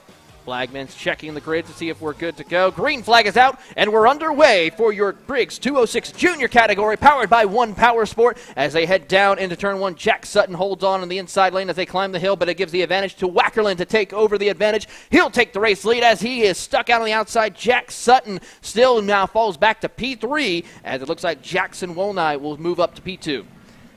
Yeah, already seeing Sutton getting swarmed by some cars. So you can see Malachi Haight coming through the kink, able to get through in 7. You don't often see a pass through there, but an excellent job there for Malachi to get himself up into 3rd. But Logan Wackerland, we saw yesterday, he had an issue on one of the opening laps of the final. Had to work his way back from all the way at the back of the grid. Now he'll be in the opposite end. He is all the way up at the front as he come around. You can see some battling from 5th on back in the skid pad section. Already seeing Jack Sutton falling through the field. Unfortunate for him, but he'll have some pace to work through, but certainly a good effort from him in qualifying. As they now come to complete lap number 1, you're seeing now that battle for 5th on back, and 2nd on back now is Jackson Wolney and Malachi Haight. Haight already showing the pace he had yesterday coming through the field, and in lap 1 it's Wackerland with Wolney and Haight right there in tow. And with that, Jack Sutton falls back to P5. Yokosawa moves up to P4 as Sarcia and Schlenker move up, stay in position 6 and 7 as they climb the hill over towards turn 3 and 4, working through the banking of turns 5 and 6. And there you see Haight and Wolney working together to close the gap there up to Logan Wackerland as they come out of turn number 6. 3 carts separating the field now as they try to work their way through. Yokosawa all by himself trying to see if he can close the gap over to your top 3 as they approach over towards the hairpin of turn 9, working through the sweep of turn number 10. As we watch on here, great drive for your top 2 here as Wackerland, Wolney, and Haight working together to see what they can do. And it looks like Wolney and Haight have already gotten around your race leader of Logan Wackerland. Yeah, we saw there Wolney able to make his move coming through turn 9 to get by Wackerland, and immediately Malachi Haight right in his bumper followed through. Now we'll see is Haight willing to work with Jackson Wolney in this upcoming lap. We've already seen Haight be able to pull away throughout this weekend, but Jackson Wolney is someone that had a lot of pace up in Cincinnati. He's got a lot of pace now. And at the moment, it looks like they're running about a 101.6. Nagisa Yoshikawa is the other fast car on track. He just went purple with a 101.5, about 1.2 seconds back from that lead, too. We'll see if Malachi Haight is patient or if he's going to try to make a move early on in this race and try to pull away just like he did yesterday. With that, as they work their way through, how about Yokosawa moving up with the fastest lap of the race, a 101.555, as they continue to try and build that momentum here. You're watching this battle for P4 or P3 between Wackerland and Yokosawa now as they head down. There you see the 98 machine all over the back bumper of the 28 as they head out of turn number 12 through turn 13. Yokosawa looks to the inside as they come out of 13, now goes to the outside, tries to build the momentum he needs to maybe slingshot around, as already passing for the both positions you see on screen as here comes Haight. He'll go the inside as they head down into turn 1. Malachi Haight takes P1 and Yokosawa will take P3 away from Logan Wackerland as well. So now that will move Wolney to 2nd and Wackerland to P4 as they head into turn 4. Some nice action there already as we saw Malachi Haight get himself up into the race lead again. And we also saw Nagisa Yoshikawa, who went purple again on that last lap through, getting himself up into the 3rd position. So already a nice race for him. He did not qualify all that well in the wet, over 2 seconds off the pace, but already he is now in 3rd, and he'll have a lot of work to do to chase down on Jackson Wolney. We saw yesterday they worked well together, Today, though, they're going to have to see if Yoshikawa can get by Wone before Hate's able to get too far away. But already you can see Malachi Hate, a 3-car length gap as they come through the skid pad section. He's been able to find that pace to get himself away. And meanwhile, Logan Wackerlin's found a little bit of pace. He's sticking right on Yoshikawa at the end of this 4th lap of the race. And again, Malachi Hate continuing to drive smooth and consistent. 1 minute point 6. He's just marginally quicker than what Yoshikawa's fastest lap of the race was. And again, another smooth drive from Hate as he continues to pull away from Wonai, who continues to fall back into the clutches of Yoshikawa and Wackerlin. Now the question is, who can break into the 59? So we'll find out here as we get now 6 laps to go for your race leader of Malachi Hate as they make the charge over towards the turns. I'd say over towards turn 8 now as they work their way through. As they have now the top 2nd, 3rd, and 4th have worked together now. Let's see if they can close up to Malachi Hate, who is now about half a second up the field from Jackson Wolnai. Yokosawa trying to get to the inside of Wolnai for that 2nd spot here. As they enter down into turn 11 and 12, Yokosawa can't find the opening he needs. Wackerlin still staying tucked up behind him as well as they work through turn 13. Good opportunity maybe to build the momentum for Wackerlin to push Yokosawa up towards the back bumper of Wolnai for 2nd spot as they work their way through. How about Wackerlin? He's going to go to the inside as they also, Yokosawa tries to take him at it, but he can't make it work. He'll get pushed up the racetrack. Move, of course, Wackerlin back to P3. Yeah, Logan Wackerlin went purple on that last lap around, and in the process got by Yoshikawa coming into turn 1. So again, Logan Wackerlin found a bit of pace after being behind Yoshikawa. I don't know if it was the tire pressures coming in for him or if it was just him having a little bit of a reference point in the dry weather conditions, but he's shown his speed now, and they've both been pulled up to the back of Jackson Wolnai. And the last lap around, they were 2/10 quicker than what Malachi Hate was able to do. I'm not sure if fighting amongst each other was the smartest way to go about it because they lost a little bit of time there, but certainly they have the pace to contend as now you can see Wackerlin right on the tail of Jackson Wolnai coming through the skid pad section where he got a little bit of a better run there. But now Malachi Hate, he's able to pull away through this section. You can see he's got about a 5-car length gap, and they're going to need to work together to get back up there because with 4 laps to go, not a lot of time for those 2 and 3rd and 4th as now you can see Wackerlin making a move into turn 1. He's got the position on Jackson Wolnai, and Yoshikawa tried to make the move but did not make it stick. Looks like Logan Wackerlin's now making it count where it needs to be here in these final 4 laps as they work their way down through the corner of turns 4 and 5. And as they work out of turn number 6, the gap between them is about 0.6 of a second. Can we see Logan Wackerlin close the gap to Malachi Hate here in this pre-final event for your 206 juniors powered by One Power Sport as they come out of turn 9, making the short run over to turn 10. They now all are lined up nose to tail, pushing each other to try to catch up to Malachi Hate as they work their way into turn 11. A little bit of a separation now as they enter the braking zone through turn number 12, and now we see them back to lined up together. Wolnai and Wackerlin now trying to push each other to catch up to Malachi Hate out of turn 13 and 14, coming to 3 laps to go here around the Autobahn. Yeah, you can see Wackerlin down this straight is very fast. You can see he pulled about a 0.2 of a second back from Malachi Hate, only 4.5 tenths back now. You can visibly see they are all getting close together. Yoshikawa was hanging onto the back of Wolnai and Wackerlin as well. So those 4 carts are going to be under a blanket here pretty soon if they can continue this pace. So Logan Wackerlin, a nice run from him. We saw him drop off of the back of the top 3 briefly, but found a bit of pace behind Nagisa Yoshikawa early on in the race, was able to get his tire pressures up to temperature, and now with only about 3 laps to go, he has the time to be able to catch Malachi Hate, but he's going to have to stay consistent, not make any mistakes, and have Wolnai and Yoshikawa work together to catch him and hopefully make something happen against Malachi Hate. It's going to be interesting to see here as the field works their way through turn 11. They are trying to close the gap here as Wolnai and Wackerlin are trying to work together to close the gap. There's a little bit of a nudge right there as they come out of turn 13, working now over to 14 as they work their way down. Flagman has the popsicle sticks. 2 laps to go for your race leaders as they come across the line. Let's see what the gap is here. It is currently 4.4 tenths of a second still. They gained a little bit, but not enough really to put the pressure on Malachi Hate as they climb the hill. Big send up for Logan Wackerlin as he gains a little bit ground now. Maybe a cart length separates your top 2. Yeah, and in the process of doing that, Yoshikawa was able to get himself up into 3rd position, went purple in the process of 59.8. He has got a burst of speed years right on the back of Wackerlin. They're pushing each other all the way up to Malachi Hate, and now you can see for the first time all race really since Wackerlin got past, Malachi Hate is under pressure from Wackerlin and Yoshikawa as well as they're pushing each other. This is where Wackerlin struggled the last couple of laps, was through this skid pad section. We'll see if he can find a little bit more pace here as they come through there now. You can see not able to get much of a gap is Malachi. He is going to have to go defensive on this last lap. And for Logan Wackerlin, this is his opportunity here. Coming down the main straight, 1 lap to go, heading to the white flag. 4 cars have a chance at this one. It's going to be an exciting final lap here. Here comes Wackerlin to the inside as they head down into turn 1. Wackerlin will complete the pass. New race leader as they climb the top of the hill of turn 3. Here comes Malachi Haight back to crossover. Contact is made. Here comes Yokosawa to the outside as they come out of turn number 4. Working their way out of turn 5. It is still going to be Malachi Haight. Yokosawa looks to the inside. He's going to send it in, move him up to P2 as they come down the short chute. And he's got the speed now as they are now lined up nose to tail. Here comes Jackson Walnut. He wants to challenge for a podium in the pre-finals as they come out of turn number 9 and send it down towards turn 10. For the final time, they make down the short chute, and Malachi Haight has a little bit of breathing room now as these 3 are battling for second place heading down into turn 11 as they work their way through. Malachi Haight stretched it out by about 3 or 4 kart lanes through the final few corners. Malachi Haight out of turn number 14 picks up where he left off from yesterday, down the front straightaway, checkered flag in the air. Malachi Haight wins your pre-final event for the Briggs 206 Junior category, powered by One Power Sport.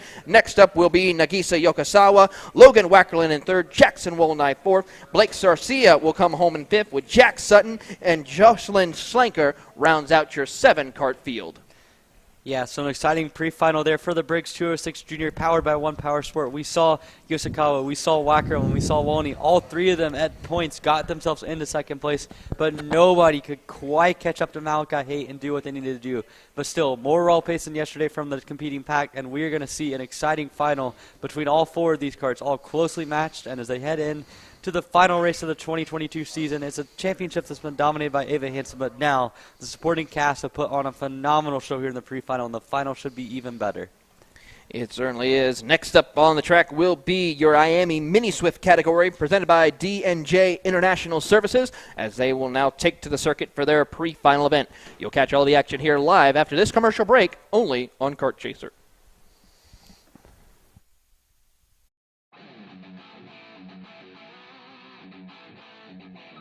The 2023 season is just around the corner, and if you're looking to buy, sell, connect, or learn, make plans to attend the 37th Annual OVK Go-Kart Swap Meet, February 4th, 2023.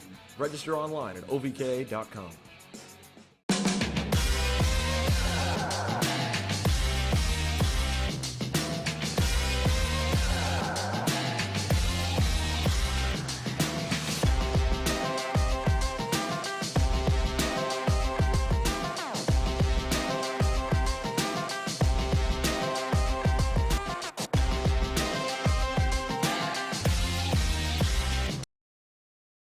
I'm Billy Vincent, owner of MPG Motorsports. What we do at MPG is we try to keep it a nice, fun family atmosphere, try to combine sort of the bigger things and of the bigger teams and the professionalism down with sort of some of the fun, sort of family-oriented atmosphere. We try to not only develop drivers, but also the parents and the families for just in knowledge in general in motorsports. It all starts in karting. What we try to do is try to help the drivers, the moms, the dads understand the sport of motorsports in general, not just karting, but what it takes to get all the way up through, whether you end up wanting to be a driver.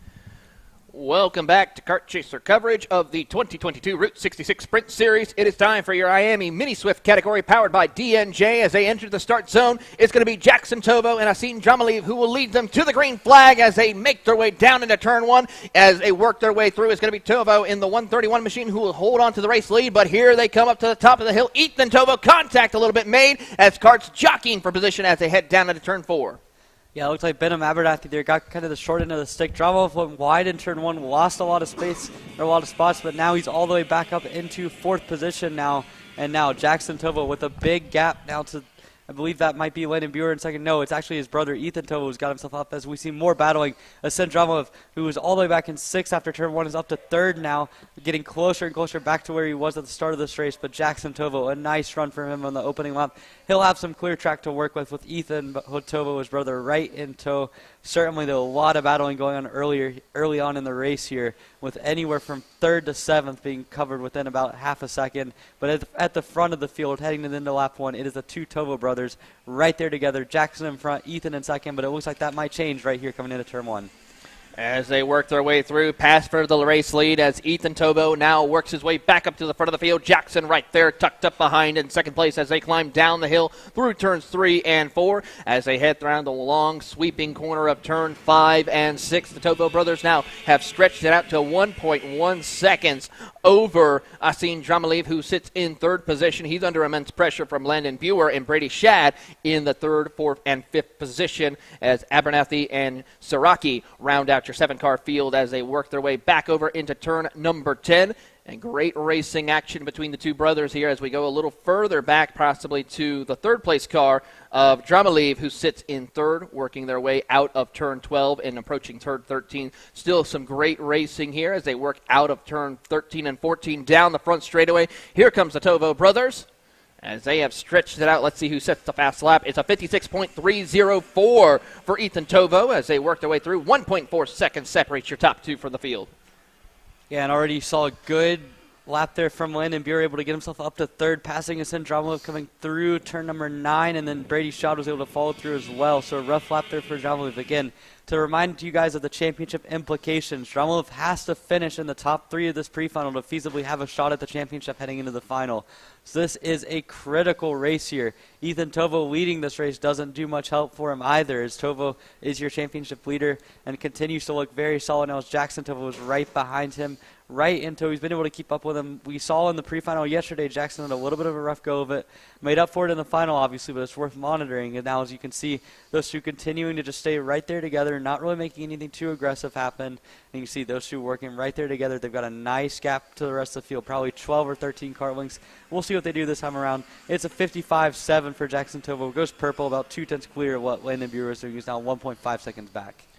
Now, I got to ask you, Emery, regarding this. Of course, we see a lot of families, a lot of brothers, fathers, sons racing in here in the Route 66 Sprint Series. What is it, though, going to be like as far as the implications when your teammates, first and foremost, you have one brother who's going for a championship, you have another who's trying to at least maybe see if he can win a pre-final or the finals later today. And, of course, we saw that happen yesterday, of course, with one of the brothers having some serious issues with his kart, not able to finish. One of the others, of course, was able to capitalize with the win. What's that emotion and mentality going into these races like for that? Yeah, well, I think it's interesting because Jackson and Ethan, we've seen them racing on the circuit for probably 2 or 3 years now together. And obviously, there have been races where Ethan's been a lot quicker. There have been races where Jackson's been a little bit quicker. But I think for the two of them, they have to approach this as teammates, but also looking at it as doing what's best for them. As they said, another purple lap with Ethan going quicker this time. But between the two of them, I mean, Ethan is in a championship battle, but Jackson as well has some pride to gain for himself. He is in a contention for 3rd in the championship. He needs this race to go well for him to have a shot at that. And also, he has been really on fire. He's won 2 of the last 3 races at Route 66. He's looked really good in the process. And even if he doesn't have a shot at the championship, this is all a learning experience for both of them. And I think for both of them, it's better off if they continue to work together. And speaking of working together, we're seeing Brady Schott and Landon Buer trying to work together to find some extra pace. They've matched the pace of what the Tovo brothers were doing last time around, and they're going to need to continue doing that and pick up even more speed to be able to catch Ethan and Jackson, because right now they seem perfectly content to work with each other coming through to get the halfway signal on this next lap. As they work their way through out of turn 13 and 14, we'll take a look to see what the gap is between Buer as well as the Tovo brothers as they come across the start-finish line here. As the Tovo brothers have a little bit of separation, it's now down to 1.3 seconds between Buer and Jackson Tovo as they head up to the top of the hill of turn 3. And Buer with Brady Shad right behind him trying to help out as best that he can to try to close the gap as we crossed over the halfway point of today's action as they head down into turns 4 and 5 to the short chute of turns 6 and 7. And they continue to stretch out their lead and continue the domination that they've had this weekend here at the Autobahn Country Club in beautiful Joliet, Illinois. A little bit of damp and cloudy conditions compared to yesterday's sunny conditions, but still some great racing action. Provides some cooler temperatures here for everyone to enjoy as they work their way down into turn 11 and 12. A little further back, you see Dramalev and Abernathy battling for the final step in the top 5 as well. Of course, for Dramalev, this is something he did not need to be having to kick off his pre-final event, and not looking quite well as we see the Tovo brothers cross the line here as Jackson goes to the top with the fastest time of 55.364. Yeah, so this is not a good race at all for Dromalev. As it stands now, he is in 5th position.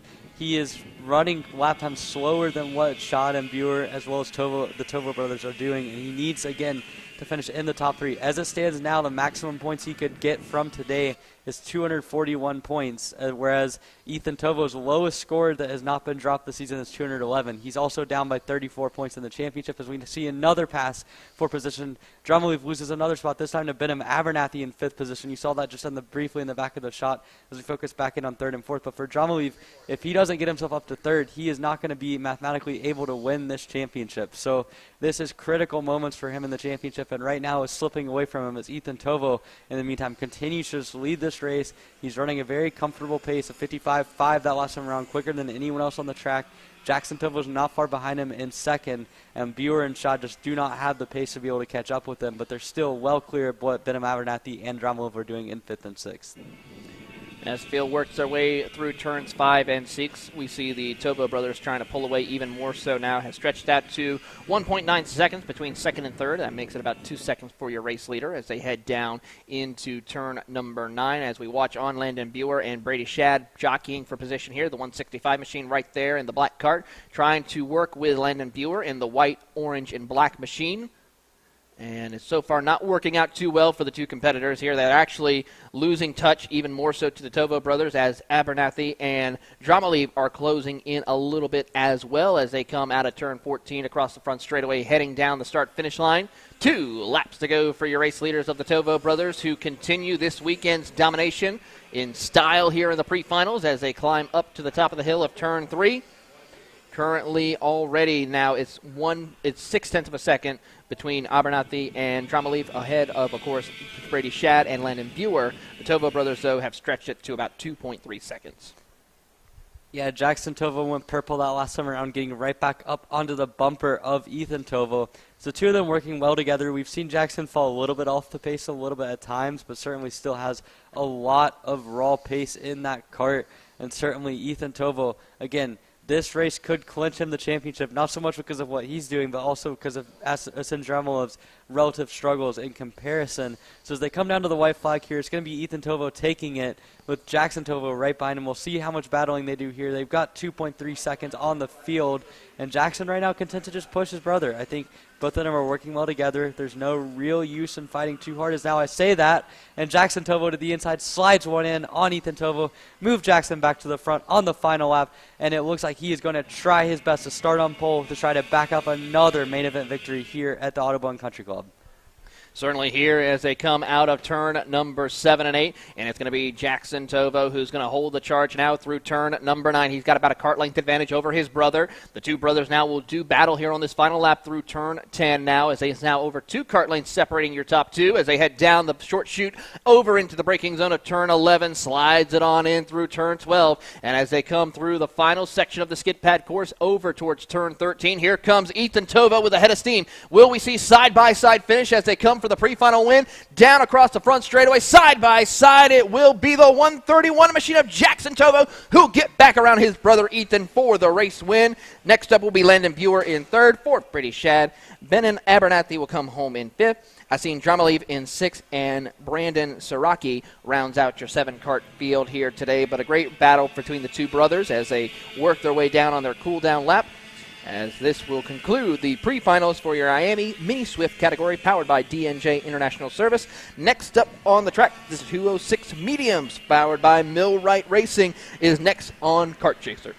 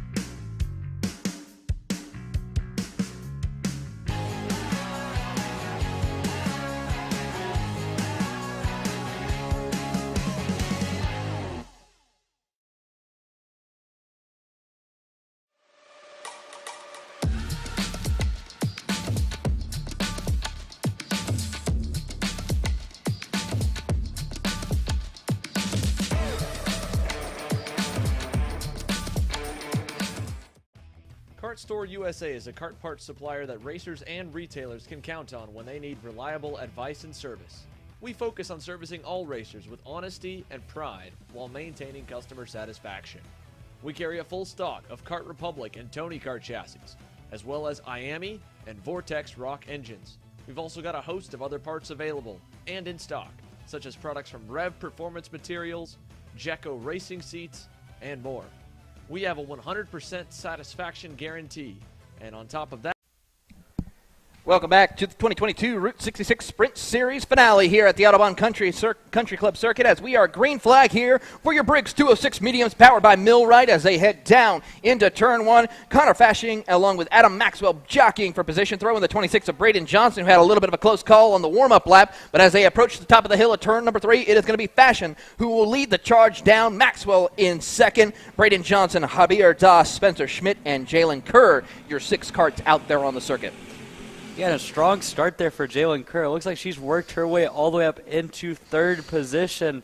Midway through the first lap, you can see now Connor Fashing off to a great start. Adam Maxwell in 2nd position. He's got his teammate Jalen Kerr in 3rd position. Braden Johnson's other teammate in 4th. All of them working together here.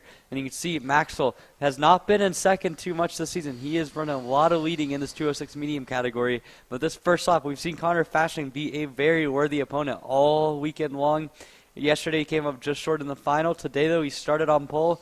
As they come to complete the first lap, he's got about a 2 or 3 car length gap on Maxwell. But there's Jalen Kerr, who looks to be extremely fast here. This might be the fastest we've seen her all year. She pushes Maxwell up to within a car length of where Fashing is.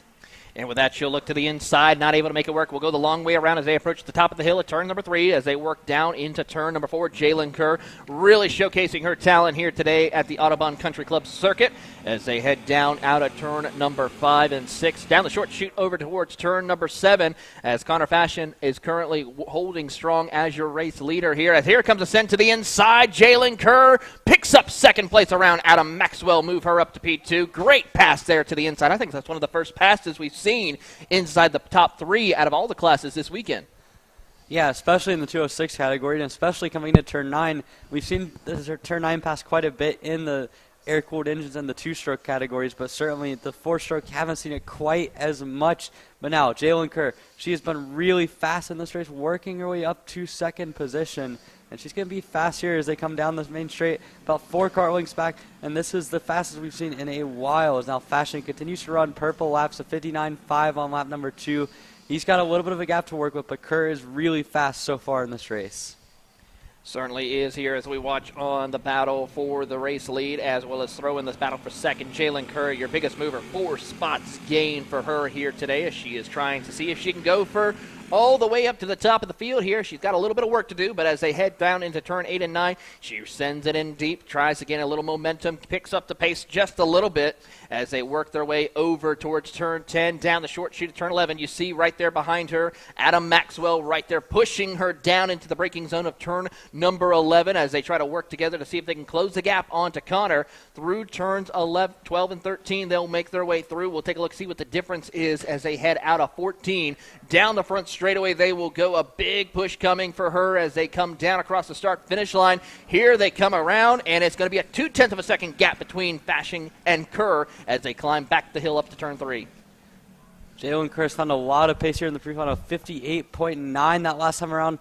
Almost purple. Adam Maxwell, who's right behind her, beat her out by about 1/1000th of a second. So more or less equal times there as they continue to push right up to the back bumper of Connor Fashing, who again had a water roll pace yesterday. We saw today jumping into the KA category for the first time, but certainly in the Briggs 206 medium category, he is looking excellent right now. Adam Maxwell and Jalen Kerr right there together, though. They're pushing each other. We'll see how patient they are. Certainly they have a lot of chemistry with each other working as AMAX teammates. We'll see what they do coming through the skid pad section. I would say if there's going to be a move, it's going to come on the main straight. We've seen Kerr, though, make a move into turn 9 already, so can't rule anything out, but those front 3 look really fast as they continue to break away from the rest of the field, including Braden Johnson and Javier Das. Yeah, we'll keep a watch on what Javier Das, Braden Johnson, and Spencer Schmidt does. We have a pass for the race lead down to the inside of turn one. Hello, Jalen Kurz. Welcome up to the race lead as she will complete the pass. Crossover, though, for Connor Fashing. Kurz shuts the door on him as they come out of turn number 3 and 4 as she takes the race lead away with a big help from Adam Maxwell, who drops back to P3 now. Now let's see what she can do as she comes out of turn number 4 and 5. Sends it down through turn 5 and 6. Here comes Connor Fashings with a head of steam now as they work through the chicane of turn number 8 into the braking zone of turn 9. They'll slide their way out of corner exit down the short chute to turn number 10. Kurz, though, really showcasing some amazing talent after yesterday. I'm going to spoil a party here. I just realized something. It's Bryce Merceberger in her cart subbing in this race. I can tell by the helmet I just saw with the Merlin chassis. So Bryce Merceberger has brought himself into the 131 chassis and is now up in the front. But still, again, a remarkable run for him, who I believe was still in there for qualifying. But the top 3 now all right there together. As you can see now, Merceberger leading the field from Connor Fashing and Adam Maxwell as well. So they've worked well together. Here's Maxwell to the inside of Fashing into turn 3. You see those two working together already. And now Fashing, for the first time in this race, is going to have to do quite a bit of work to get himself back up to the race lead, with Merceberger kind of getting a little bit of a gap now from Maxwell, but they're pushing right back up to him. So Merceberger is subbing in for Kerr here today as they work their way down into turn number 9. We're watching Adam Maxwell, who moved up to P2, trying to see what they can do here in this run over towards turn number 10. Merceberger trying to make sure he can hold on. Here comes Maxwell with a big head of steam down into turns 10 and 11. As they work their way down over towards turn 11 and 12. Great racing action. Maxwell has Connor Fashing is trying to get a big push down to see if he can move up to P2 on the front stretch. Yeah, you can see now the top 3 still working together now as they come down to get 4 laps of racing to go here. Merceberger continuing to lead the race ahead of Maxwell. You've got Connor Fashing in 3rd position, working himself up right onto the bumper. He's been consistent this race. He led the first half of the race before Merceberger got by him.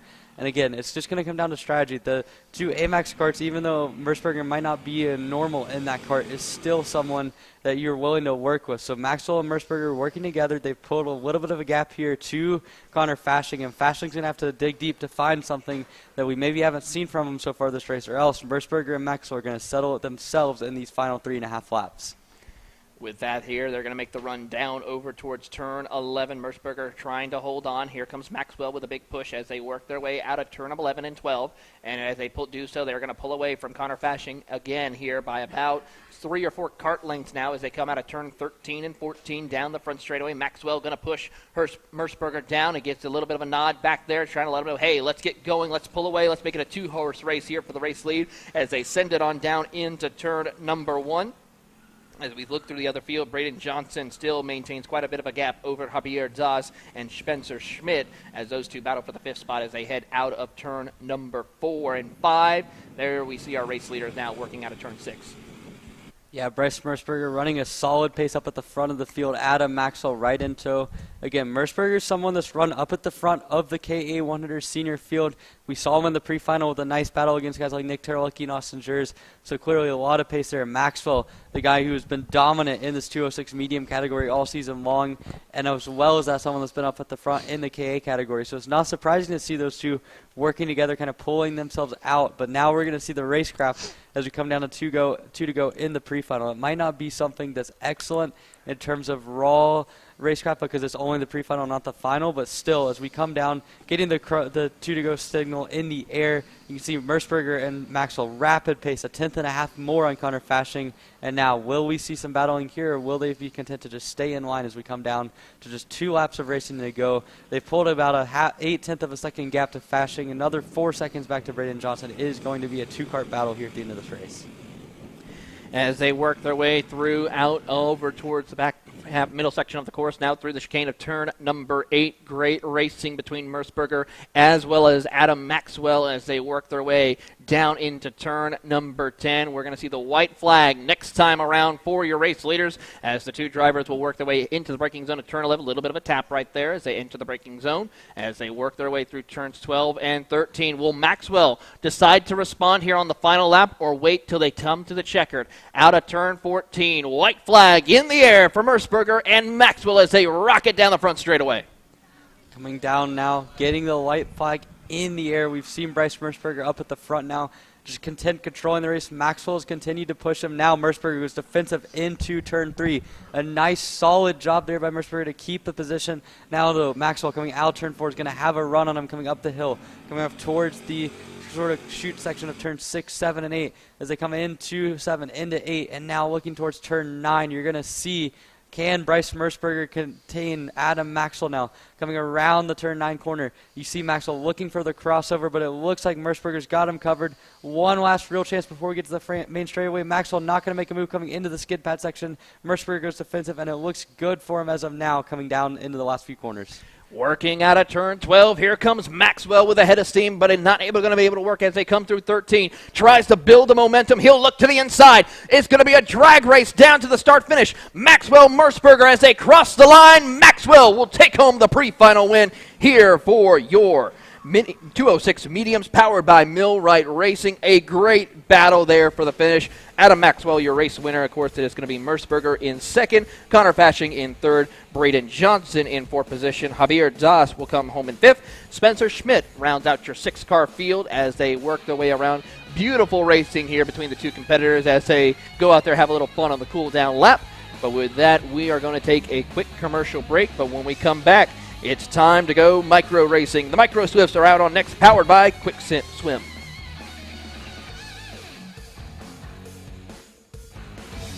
Looking for a top-level team environment that fits your budget? Look no further than AMAX Racing. We cater to customers around the country who want driver coaching, tuning assistance, hospitality, track support, and a family race environment.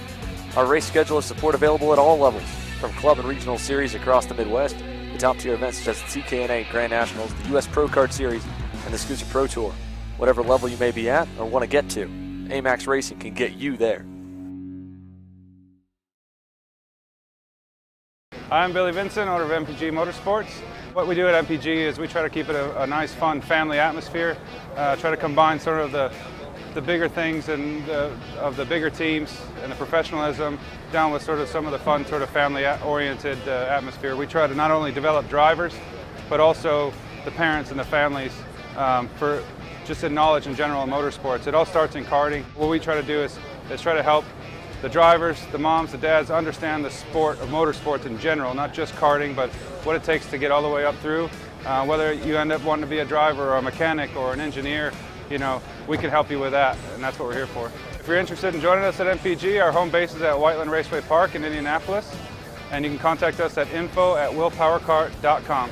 And one of our great people will reach out to you, and we'll try to put the best program together.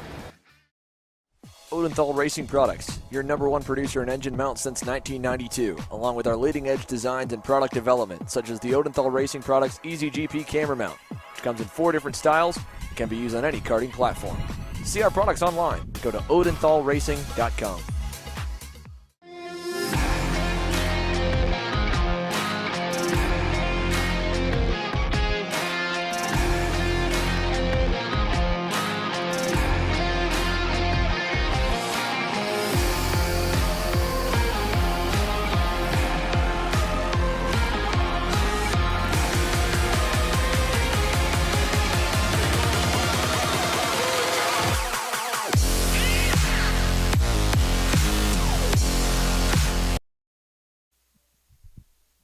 Welcome back to the 2022 Route 66 Sprint Series only on Kart Chaser as we get ready for the Micro Swifts powered by Quick Swim. Green flag is out as AJ Stoner and Christopher... Oh, nope, we're not going to get a clean start here as we saw that here.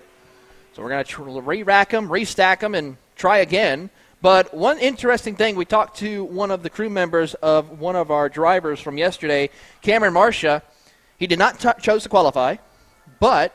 he is still in the race. He is going to start from dead last, and it was kind of funny because we asked him, why did they choose not to? He wants to go out there and race and have fun. Yeah, it was interesting talking to him. It seemed, first off, congrats to Cameron on an excellent season run this season, winning the championship, only losing 1 race in the process. But originally they were scheduled to not race this one. Marcia didn't feel like running, but the competitive nature with everyone kicks in.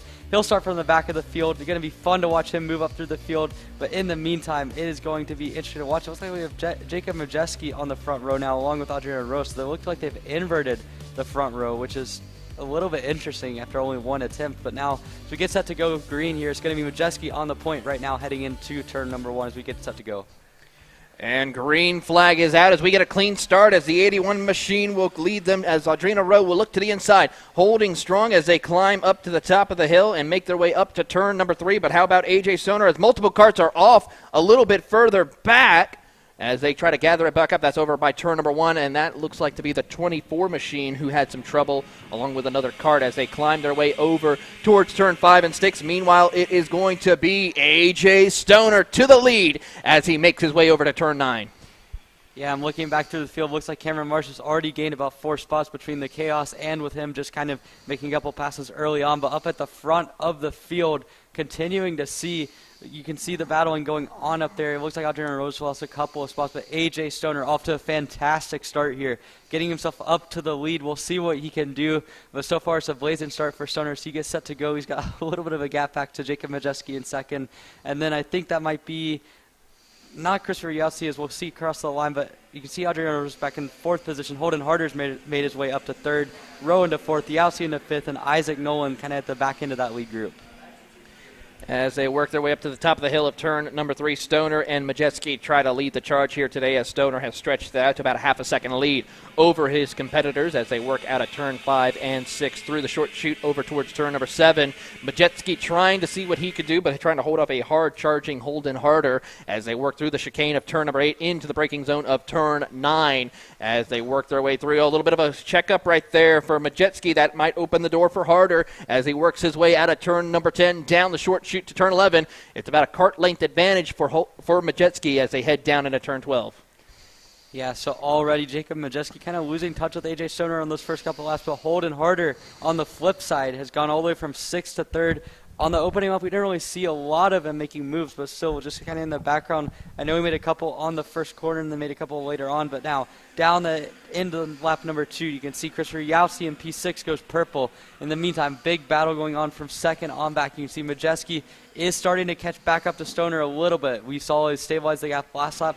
We'll see what he can do now. In the meantime, though, back in the 10th position, Cameron Marshall made up another 2 spots last lap. He is now 5.3 seconds back from the lead. I don't know if he's going to have enough time to get up towards the front group, but certainly you can see Majeski fighting his way back up. Stoner did a really nice job to get a good gap early on in the race, but now that whole pack from 2nd all the way down to Christopher Yahtzee in 5th is starting to catch back up to him and doing it pretty quickly too.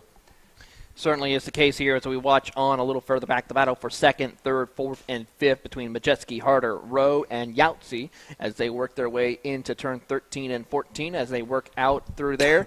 Going to get a nice big run down the front straightaway here as we watch on. Stoner comes across the line. He will have about a half a second still advantage over Majeski and Harder, who are going to work together to try to see if they can close the gap. Rowe right there behind in 4th goes for the fastest lap of the race, a 56.658 as they go down the hill through turn 4 and 5. Everyone working their way through as Cameron Marcia into the top 10 now as he sets his sights on Sebastian Collier. Yeah, already a good lap there from Marshall, but he's going to have to pick up the pace a little bit because this group of 6 up at the front, or group of 5, excuse me, up at the front is running a fast pace here. Mid-56 is already good times from them. But now Jacob Majeski at the front. He's got about half a second to make up on AJ Stoner. We'll see if Holden Harder is willing to stay patient with him. We've already seen them continue to work with each other. You see there, Majeski, the first half of the lap he gains a little bit of time, but the second half of the lap goes a little bit wide through the skid pad, and that costs him about a 1/10 of a second, and that seems to be the gap, or was keeping him from closing up to the gap. Now Harder continuing to push down the front straightaway. We'll see what they do this time. About a 1/10 and a half closer this time through as Majeski does a 56.5, and then Harder 56.4, Rowe 56.4, and then you have Christopher Yahtzee a 56.2. So really quick stuff from her. As early on in this race, it looks like AJ Stoner will pull away, but now that whole group of 5 is running fast lap times. And in the meantime, don't look now, but Cameron Marshall just picked up another spot into the 56.7 in the process. Cameron Marcia, a man on the mission here today as he's trying to work his way through the field in order to try to get the best possible starting spot for him for the finals, because he just wants to have fun out there and put on a good performance for his team this weekend here as he's already wrapped up the championship as they work their way down into turn 11 and 12. Stoner still your race leader over Majewski and Harder, your top three as they head into turn 13 and 14. How about Adriana Rowe battling with Christopher Yahtzee as they come out of turn 13 and 14? There you see them now getting a little bit of a push down the front straightaway across the line as we're at the halfway point of today's action as we see Yahtzee try to go to the outside of turn 1. Can't quite make it work. Rowe still holds strong in fourth position as Harder and Majewski try to see if they can have anything for A.J. Stoner, but they have picked up about a tenth on their competitor. 0.3 separates them. Yeah, still just running line of string. You can see now Jacob Majewski in second. He's got a little bit of a gap now to Holden Harder. So this has been a development over the last half a lap or so. Majewski being able to pull away from Harder. Don't know if there's a mistake there or something of that nature, but certainly Majewski has found some pace in that 77 Merlin kart, running very fast lap times now. He's really running consistent as well. 5:41 is his best lap. A 56:542 is his second best lap. So right there together on those two laps. And now, though, he is right near A.J. Stoner, probably about 0.3 back. He looks like he's closed the gap just a little bit on this lap, and he's separated himself from Holden Harder. So on one hand, that won't give him quite as much of a draft. On the other hand, it allows him to focus on continuing to close up A.J. Stoner, which he did by a full tenth on that time around. Great racing action here amongst your competitors and your field of drivers as we watch them continue to race on. 4 laps to go for A.J. Stoner here in the pre-finals for your Miami Micro Swifts, powered by Quick Swim, as the field works their way down into turn number 7 and through the chicane of turn number 8. Still now as we see Majewski has now caught the back bumper of A.J. Stoner now as the top two have separated themselves from third on back. Out of turn number 10, they'll make the short run over to turn 11 to the hairpin. A little bit of a nudge trying to get himself going a little bit in that race lead to hold on. The all-white number 12 of Stoner trying to just maintain the lead. Yeah, and A.J. Stoner, again, pulls a little bit back out through the skid pad section. That seems to be where he is strongest relative to Jacob Majewski. Majewski is so fast on the first 3 or 4 corners of the track that it allows him the opportunity to get right there up there. As he runs a little bit wide there, as I say that. Lost him a cart length there, but still a 56.2 that last time around. But meanwhile, in the background, Cameron Marcia, a 55.8 from 9th position. He's moved up to 8th already, got by Slayton Baldock while I was talking. But still, a very impressive run from Marcia. He'll have a lot of pace here in the pre-final, but in the meantime, Jacob Majewski still on the back bumper of Stoner, just not quite fast enough through the skid pad. We'll see. Maybe you can send one coming into turn 11, or he might have to wait till the front straightaway. But regardless, those two have pulled a gap to Holden Harder and the rest of the top 5 composed of Adriana Rowe and Christopher Yahtzee. As we're coming down to 2 laps to go, and it looks like it will just be Stoner versus Majewski for the win. Although, as I say that, Majewski made a little bit of a bobble there and lost another cart length or 2. Certainly is the case here as the field works their way out of turn number 14.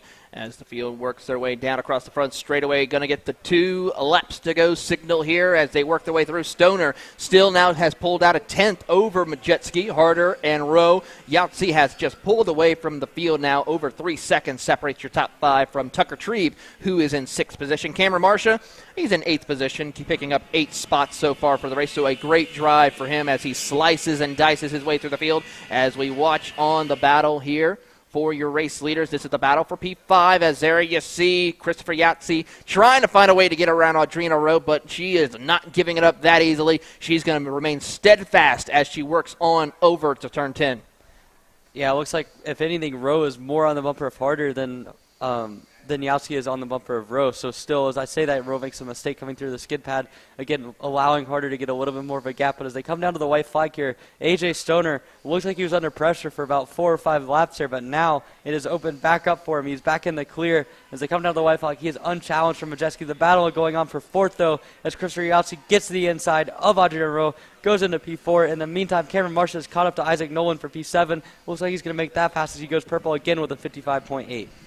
Great racing action here on the final lap as we watch A.J. Stoner lead the charge here. Jacob Majewski holds on as we see Adriana Rowe drop back to P5. As we see Stoner crosses through the chicane of turn 7 and 8 as they work their way through turn number 9. We see there Majewski holding strong in 2nd, no pressure, but how about Christopher Yahtzee, who is trying to get into the podium in the pre-finals around Holden Harder. We watch them work down the short chute to turn 11 and 12. Into the braking zone, Holden holds strong here as they work their way through turn 13, and as they approach the final corner, once again, A.J. Stoner in the number 12 will take home the checkered flag here for your Micro Swift pre-final event and win as we see the rest of the field cross the line. Majeski, Holden Harder, Christopher Yautsy, Audrina Rowe, your top 5. Tucker Trebe will come home in 6th position. Cameron Marcia covers to 7th position with Isaac Nolan, Slayton Baldock, and Sebastian Collier rounding out your top 10. Yeah, a very fun race for the microscope category. We saw Cameron Marcia go up through the field. We saw AJ Stoner withhold a little bit of pressure. We saw some nice battling for 3rd position. And into the final, Marcia's got 6 more spots to make up from the back of the grid in the pre-final all the way up to 1st in the final.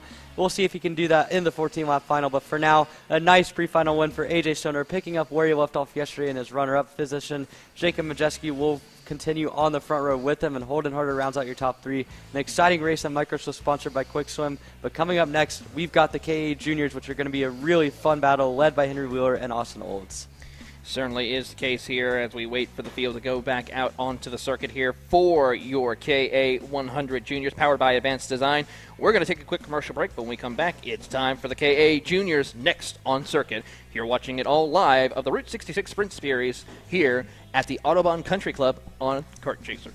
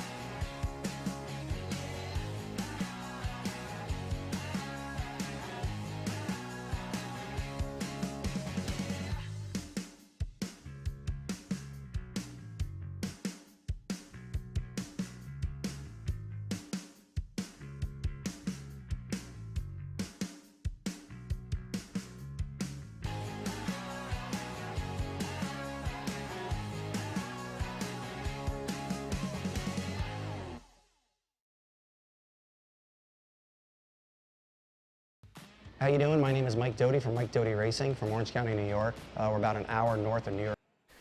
Welcome back to the 2022 Route 66 Sprint Series here from the Autobahn Country Club as we are getting ready for the pre-final event for your KA 100 Juniors powered by Advanced Design Studios. It is going to be Henry Wheeler and Austin Olds who will lead them to the green flag. Not going to be good enough, though. We're going to re-rack them and stack them again here after that not a good start, jump start here for this time. As, of course, we know Cameron Brigman replacing, of course, Ava Hansen will start dead last. We'll see him work his way up through the field for this pre-final action for your Miami KA 100 Juniors as they make their way through the cut course. And in order to try to go again as one kart stalls on the circuit. Couldn't catch that number of the kart over there, but he has got his arm up. He's able to refire and keep going, though, as they enter into turn 13 and 14. Yeah, that looked like it was the 879 Quinn McPherson. You can see him now getting back into position. He was slated to start this race in 4th, and it looks like he's going to do, well, he's working on it to get back up into position, or 3rd place, excuse me, as Cameron Brigman has to start at the back. But as now they come down to the start, it's going to be good. Here we go, green flag.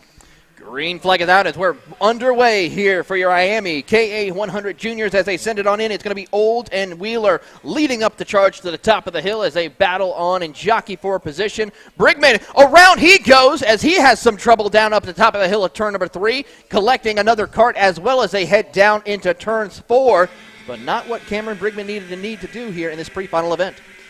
All right, now the championship situation gets all that more crazier as now Brigman, he needed a clean run in this pre-final, just getting back up through the field. Now he's going to have to go all the way from the back. He looks to be about 6 or 7 seconds back from this main pack. That is going to be difficult to work with, but he might be able to make up a few spots and get a few points for Ava Hansen. But in the meantime, up at the front of the field, it's Henry Wheeler leading Austin Olds, the 2 MPG Motorsports teammates. At some point, you've got to wonder if they'll take individual priority, but both of them have a shot at this championship if they work together as they come down to complete lap number 1 of this race. It is Wheeler leading the race. He's got Olds right behind him, and then a little bit of a gap back to him, Quentin McPherson, and I believe that is going to be the number 27 of Lucas Klimek in 4th position, and those two are right there together as well. So strong start for Wheeler and disaster for Brigman on the opening lap. It certainly is. As we watch Henry Wheeler and Austin Olds, Quentin McPherson holds on your top three currently right now as they come out of turn number 6, approaching turn 7. As we watch the 802 machine of Wheeler wheeling it away as he pulls down over towards the braking zone of turn number 9. Great racing action here between for your KA100 junior category as they work out of turn 10 down the short chute. Brigman currently has moved up into, I believe, either 14th, maybe trying to get 13th away from Jacqueline Schlenker in 13th position as they work his way up through the field as he's all by himself right now. As they come out of turn 14, though, we go back up to Henry Wheeler and Austin Olds. They are going to try to work together and try to see if they can pull away from the rest of the field with Quentin McPherson, who moves up to P3. Braden Zervez moves up with the fastest lap, 53.779, as they climb the hill up to top 3 and keeping an eye on, of course, Brigman. He's moved up to P12. Yeah, Brinkman is 5.3 seconds off the race lead, but he's also running the same times that they are. So if they battle each other, that could bring Brinkman back in because he also made a pass on that last lap. And looking out, you can see he now has some clear track ahead of him. So this is going to be an opportunity for him to close the gap up to what Henry Wheeler is doing because it looks like Wheeler is kind of holding up the pack behind him all the way back to about 6th position, I believe that is, maybe even 7th. All the way down behind Braden Zerves, you've got the number 884, Charlie Steins, up there as well. So I think those front 7 have broken away from the field. But Wheeler, running a 54.3 last time, was not all that fast, and they come down to complete lap number 3 of this race. We're going to see how patient can Austin Olds be. Not that patient is the answer. He goes to the inside into turn 1, gets the move done on his teammate, and that's going to push Wheeler all the way down to 4th position by the time they get to turn 3, and now they stack up coming through 3. Now that's going to leave the door open for Jackson Wolney to go down the inside of Wheeler. Wheeler, in the span of 5 corners, looks like he's about to go from 1st all the way down to what looks to be 7th at the end of that train. But in the meantime, it's his teammate Austin Olds who currently leads this race. If I was Henry Wheeler, I'd be a little disappointed in my teammate right there. I mean, even though he left the door open for Olds to take the spot, you still kind of wonder, we want to work together, try to pull away. If we get closer to the end, yeah, then we'll battle it out. But unfortunately for, of course, our driver of Henry Wheeler, he will fall back to P7 as they work their way towards the back half of the course. Heading out of turn 13 and 14, we'll take a look at the gap here and keep an eye on seeing where Cameron Brigman is as well here as they work down across the front straightaway. Now the 879 machine of McPherson. He'll look to the inside as he tries to send it in on turn 1. Does not complete the pass. He will. That will now move, of course, Olds down to P3. All of this is bringing Cameron Brinkman right back into the fight. That last time around, he was at a 53.4. Olds at a 53.5 in the lead, although that's no longer the case as McPherson's gotten by him.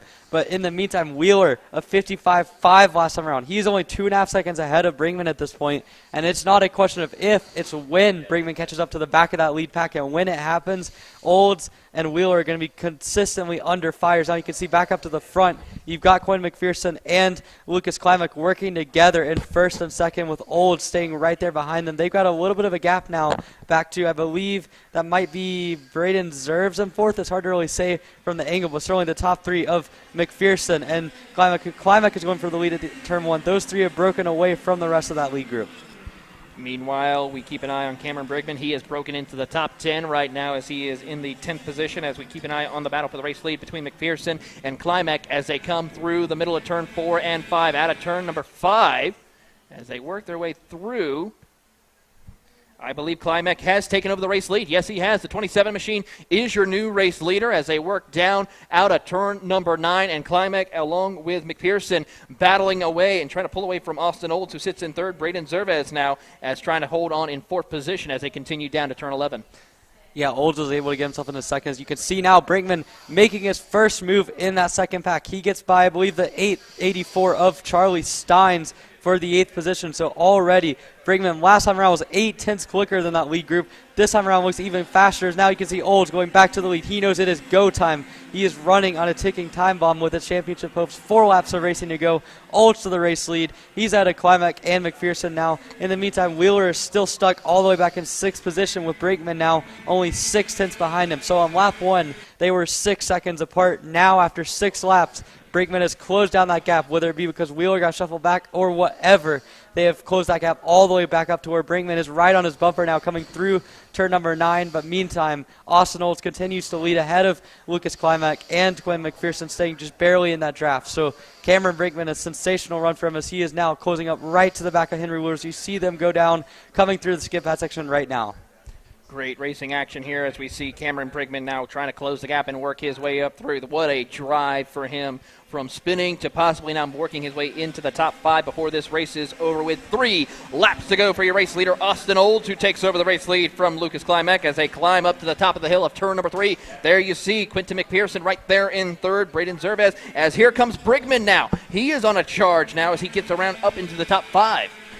Yeah, there a move from Cameron Brigman. He's got himself clear of Henry Wheeler now. Now the next focus is Cash Perkins. And if you are Wheeler at this point, you've got to try to get back at Brinkman, but I don't think that's going to happen because Brinkman's already cleared a 3-car length gap on the 802 Will Power Car machines for MPG Motorsports. So Brinkman, a solid run already as we see now 1 car off in the grass, trying to get a number of that. Is that I don't know if that's going to be McPherson. I think it's someone further back in the field. But in the meantime, you've got the battle continuing on from 6th on back. You can see Wheeler has completely lost Brinkman. This is a disaster for his hopes. He started the race with Brinkman around with Wheeler in the turn 1 leading the race, and now they have completely swapped around. Now Olds goes defensive into turn 3 with 2 laps of racing to go. It's going to be a dogfight up at the front, but still Brinkman a sensational run as we see now Olds stacking up a 4-car train led by him, trailed by Braden Zerves. As they come through turn number 7 here, 1 car is off the track here as they come up over to turn number 9. It's Austin Olds, still your race leader, ahead of Lucas Klimek and Quentin McPherson as they head down into turn number 10. Olds trying everything that he can to make sure he can stay as your race leader as we have a pass for the top 5. Cameron Brigman moves around to get around Cash Perkins, completes the pass as they head on over to turn 12 and 13. Now, white flag in the air for Austin Olds. Can Cameron Brigman do anything here on this final lap as they cross the start-finish line as they work their way through? Here's a pass for position for second place between Zervez and Klimek as they head down into 1, jockeying for position as they climb up the hill. Big smile on the face of Austin Olds. This is exactly what Austin Olds needed to have happen. He knows he is driving on thin ice right now to be able to win the championship. But right now, all he can focus on is winning this race. And then the pre-final, he's doing a great job of it. Meanwhile, Cameron Brigman has almost caught this top 4. I don't know if he's going to get all the way up to the top 3, but certainly the Quinn McPherson might be under threat here in just a second. He's also brought Cash Perkins along with him, who's done a nice job of keeping pace with him. But meanwhile, Brinkman trying to get into 4th here, coming into the skid pad section. He gets the move done. Austin Olds looks clear in the top in position 1, but it is going to be Brinkman in P4 at the moment. Out of the final corner here for your pre-final event, Austin Olds in the 850 machine will come across the line and take home the checkered flag. Second place goes to Brandon Zervez, Lucas Klimek 3rd, and then Cameron Brigman picks up P4 from Quentin McPherson, rounding out your top 5. Cash Perkins in 6th, Jackson Wolney in 7th with Charles Stein in 8th position.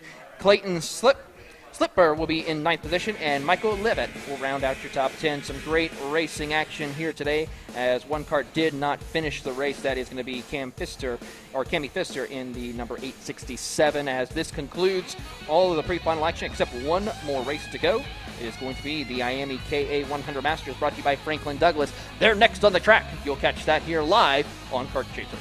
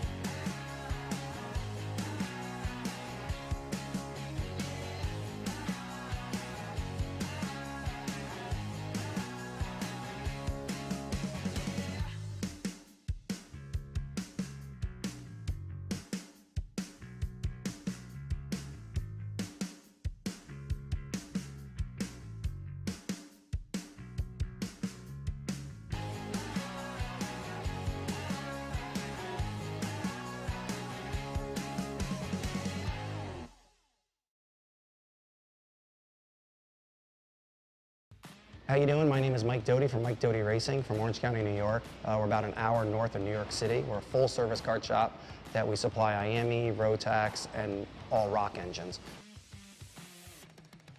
We sell OTK parts and all the tires for all the different series. We support USPKS, SCUSA, Rotax, which is the Stars and Stripes, and the Rock Winter Tour. What we do is we try to get the drivers better by data, driver coaching, and setup. We have a lot of good drivers that come through our program. We have a lot of experience. I've been doing it for almost 35 years, and we just try to translate that to all our customers. For more info about Mike Doty Racing, you can contact us at MikeDotyRacing@gmail.com or call us at 845-551-0572.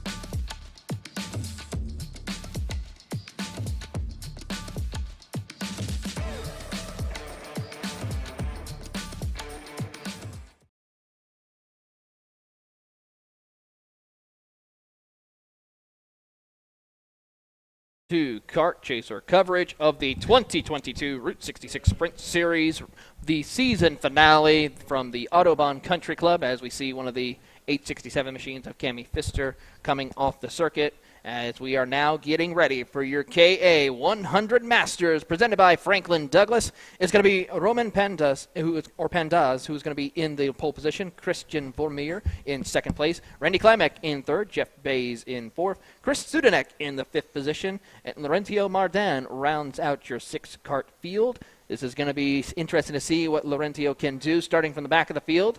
And it's going to be exciting for the pre-finals here before we take ourselves our lunch break. And then it's time for the finals here this afternoon. It's kicking off at 1:09 for our national anthem, and then 1:12 to kick off the first race for your 206 Sportsmans. Yeah, and it's going to be interesting to see what Laurentio Mardan can do from the back of the grid. Not exactly sure why he's decided to start all the way at the tail end. He qualified fast time in qualifying. Again, a little bit of mixed conditions there, but certainly strong effort for Mardan, as we've seen all weekend and all season long, really. He's got the championship more or less clinched unless something happens to him in this pre-final or final that would force him not to race or get disqualified. But other than that, it's been a solid season for him so far. But Roman Pedans, we've seen a lot of pace from him over the course of the season, whether it be at Dousman or at Cincinnati. He's got the potential to play a little bit of a spoiler here in this race. Christian Vormier is starting in second position on the Techno card alongside with Mardan as well. He's had a decent amount of pace this weekend, but not quite enough to match up with Mardan and the other Techno. Then you got Randy Klimek, obviously in third position. The 09 kart really has been up and down this season with pace, but when it's been on for him, he's been almost as quick as anyone other than Mardan.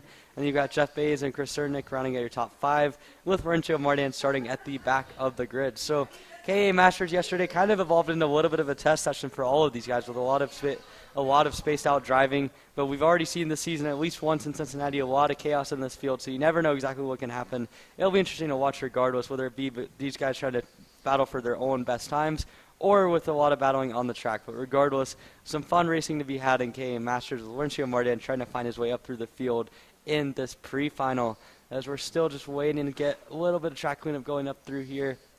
You're seeing these guys just sitting on the grid right now. That's what's live. You see Roman Pedans getting ready to go in his Merlin LM30 kart in the 93. He's had a solid season on the podium a few times. Just in general, a confident-looking race for him as they get the engines set to get fired. I think they're still waiting on something. Now they fire up. So now we're going to see what Pedans can do from the pole alongside Christian Vermeer. How aggressive will things be in the pre-final? How quickly can Mardan get up through the field? Those questions are about to be answered as we get set to go here for KA Masters. And with that, the engines are fired up. We're waiting for the officials to let them turn loose out on the circuit as we get ready to go here for racing action, our final pre-final event here of this afternoon before we go for lunch. And of course, we're happy to have you with us here for this great racing action all weekend long we've had for the season finale of the Route 66 Sprint Series. And of course, we cannot thank our amazing partners here, such as, of course, the Hoots Driving School, the Driving Performance School. Make sure to go visit them and, of course, learn more about them if you want to get involved with kart racing. And, of course, some of our amazing sponsors throughout the entire 2022 season: Franklin Motorsports, Mills Pallet Incorporated, MG Racing Tires, IAME USA East, Louisiana Grills, and, of course, Briggs & Stratton. As the karts are now out onto the circuit, we are getting ready to go here for the great racing action, which is going to be the IAME KA 100 Masters, brought to you by Franklin Douglas. Visit franklin-douglas.com for more information as the field works their way over into turn 13 and 14. 6 karts about to go out there and turn loose for 10 laps here around the circuit. As they work their way down into turn 13 and 14, we'll get ready to go for racing action as they work their way out. And looking at the field right now, I only see 5 karts out on the circuit. So one kart decided not to start as they take the green flag. We're racing here at the Autobahn as they head down into turn 1 and 2. And as they climb up the hill, it's going to be Pendas and Vermeer who will lead the charge up the top of the hill. And here comes Laurencio Martin, who will try to move up a spot. He moves up to P4 as they work down the hill into turn 4. Already seeing Laurencio Martin making a move. Already seeing Roman Pedans getting a little bit of a gap up at the front of the field. Coming through turn 6, heading through 7, up towards the chute of turn 8 now. And they get ready to go into turn 9 now. You can see Vormir a little bit of a bobble there coming through the exit. Randy Climack, though, goes way wide. That's going to allow Martin to get even closer.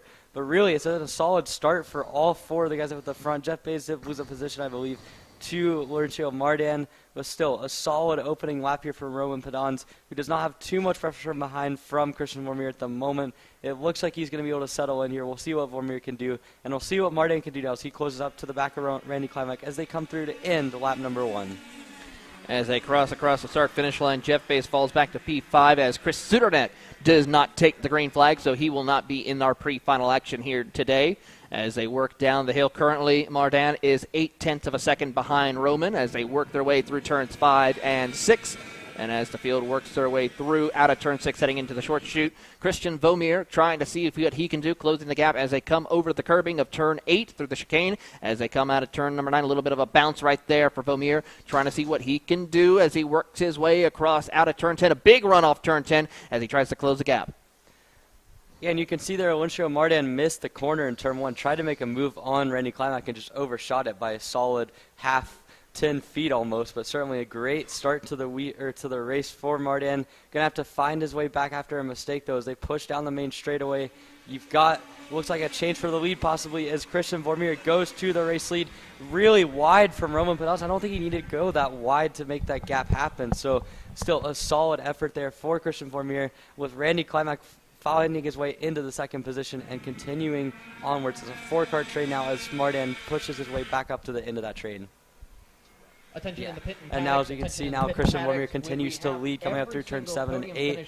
You've got Randy Climack up there, and now Laurencio Martin continues his march to the front, going into 3rd position. So an excellent run here for him, as he's now gone by the 93 car of Roman Pedans, who a mistake at turn 1, got past, and now he's in 3rd position, or in 4th position, as he's all the way back at the train, and Martin continues his march to the field. Randy Climack went purple last time, he's up at the P2, but he's got Martin for company now as they come down the main straightaway to complete lap number 3 of this race. It's going to be Laurencio Martin making a move for position number 2. He's got the move done on Climack. This time he doesn't overshoot it by a mile, but he still overshoots it a little bit. That's going to allow Climack to cross him back over. But coming to turn 3, Laurencio Martin has the position, and now only one kart that he has to set his sights on, and that is his Technokart teammate of Christian Vormir. And only 3 laps into this race, Vormir's doing a nice job up at the front. Now the question is going to be, of course, Emery is, of course, will Martin try to challenge for the race lead and try to go see if he wants to do it, or will he be the good teammate and maybe let, of course, Vormir get that pre-final win here today and then, of course, go hard racing for the finals later this afternoon?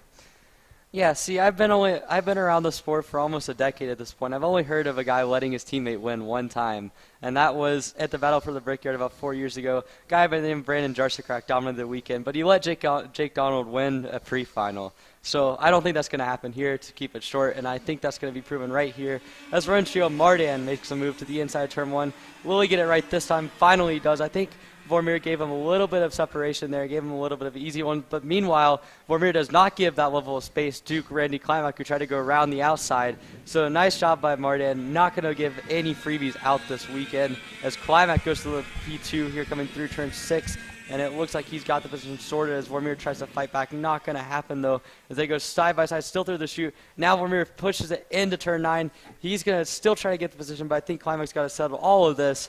And again, Laurencio Martin is out in the clear. Now he's out to chase some ice cream and chase some lap times. So basically for him in this pre-final, if he can maybe break into the 52s, let's just say he can get the ice cream. That's his goal from yesterday. He didn't do it. Let's see if he can capitalize it on here today in either the pre-finals or the final event here this afternoon for them as they work their way across the start-finish line. 53.47 for him that time, Mardan, as he is your biggest mover. 5 spots gain as Randy Klimek moves up into P number 2. Christian Vermeer is in 3rd position. Pendas is currently in 4th position. Jeff Faze rounds out your top 5 as currently everyone's now trying to just hold on. The best battle on the track has to be the battle for P3 between Vermeer and Roman Pendas, who are battling for position as they work their way heading into turn number 9. Yeah, and again, we see Penans fell all the way back to the end of that group on lap number 2, and I don't know what happened there, but certainly a little bit of a mistake from him. Ran a little wide in turn 1, but now he's regrouped himself. He's right on the tail of Vermeer, but all 3 of these guys, Klimek, Vermeer, and Penans, they were evenly matched up at Motorsports Country Club of Cincinnati. Now they look to be pretty evenly matched here in the pre-final, but we see now Laurencio Mardan. I mean, he's got a full 1.8 second gap on the field now as he continues to pull a gap to Randy Klimek in 2nd place. Still running 53.4s. He's got a ways to go to get towards. Oh, speaking of that, Roman Penans is around in turn number 3, walked up the brakes and spun it all by himself. It looked like he was about a car length behind Christian Vermeer, but made the mistake on his own. A difficult way to end his pre-final, but thankfully for him, he's still going to start in 5th position because there's only 5 cars out on the track, but still, that is a brutal way to end his chances at getting by Christian Vermeer. So now the top 3 are all spaced out again. You've got Mardan with about a second and a 1.8 second gap on Randy Klimek, and you've got Christian Vermeer a little ways back, but still all by himself now after a brutal mistake there for Roman Penans, who had shown quite a bit of pace so far today, but now a crucial mistake is going to leave him having to start all the way from the tail of the field of the final. Certainly is a tough break as Mardan picks it up to a 53.385. And Randy Klimek picks it up as well, but he's still going to sit in P2. Vermeer still holds on in 3rd. Jeff Faze now, of course, has moved up 1 position. And, of course, we mentioned Roman, who is struggling right now. He will start in the top 5, of course, by the looks of things. But, of course, for Laurencio Mardan, he is picking up where he left off. He's just trying to see if he can now get the ice cream. Yeah, he's got a ways to go today. I think it's going to be an uphill battle for him in this pre-final. He's got over 3 tenths to make up here.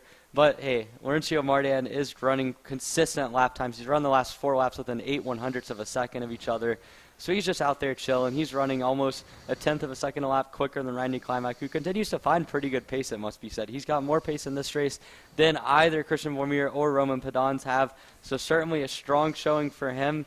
I don't know if it's going to be enough to contend with Mardan over the course of this weekend as Mardan chops off another 2 tenths. Now we're talking less than 2 tenths to get under the 53-second bracket. He's only got 2 laps to do it, but this could feasibly happen. He's got this in the bag. He's got 2 seconds on Randy Klimek now and another second back to Christian Vermeer in 3rd position. Klimek says personal best, but still over 2 tenths off of Mardan. Another Sunday stroll for Laurencio Mardan in this pre-final. We'll see if anyone can challenge him in the KA Masters final presented by Franklin Douglas, but as of now, it looks like Mardan's to lose yet again. Certainly is to be the case here as they come rocketing off over the towards turns 10 and 11. Of course, for Mardan, he is already heading down through turns 12 as they work their way through around the circuit.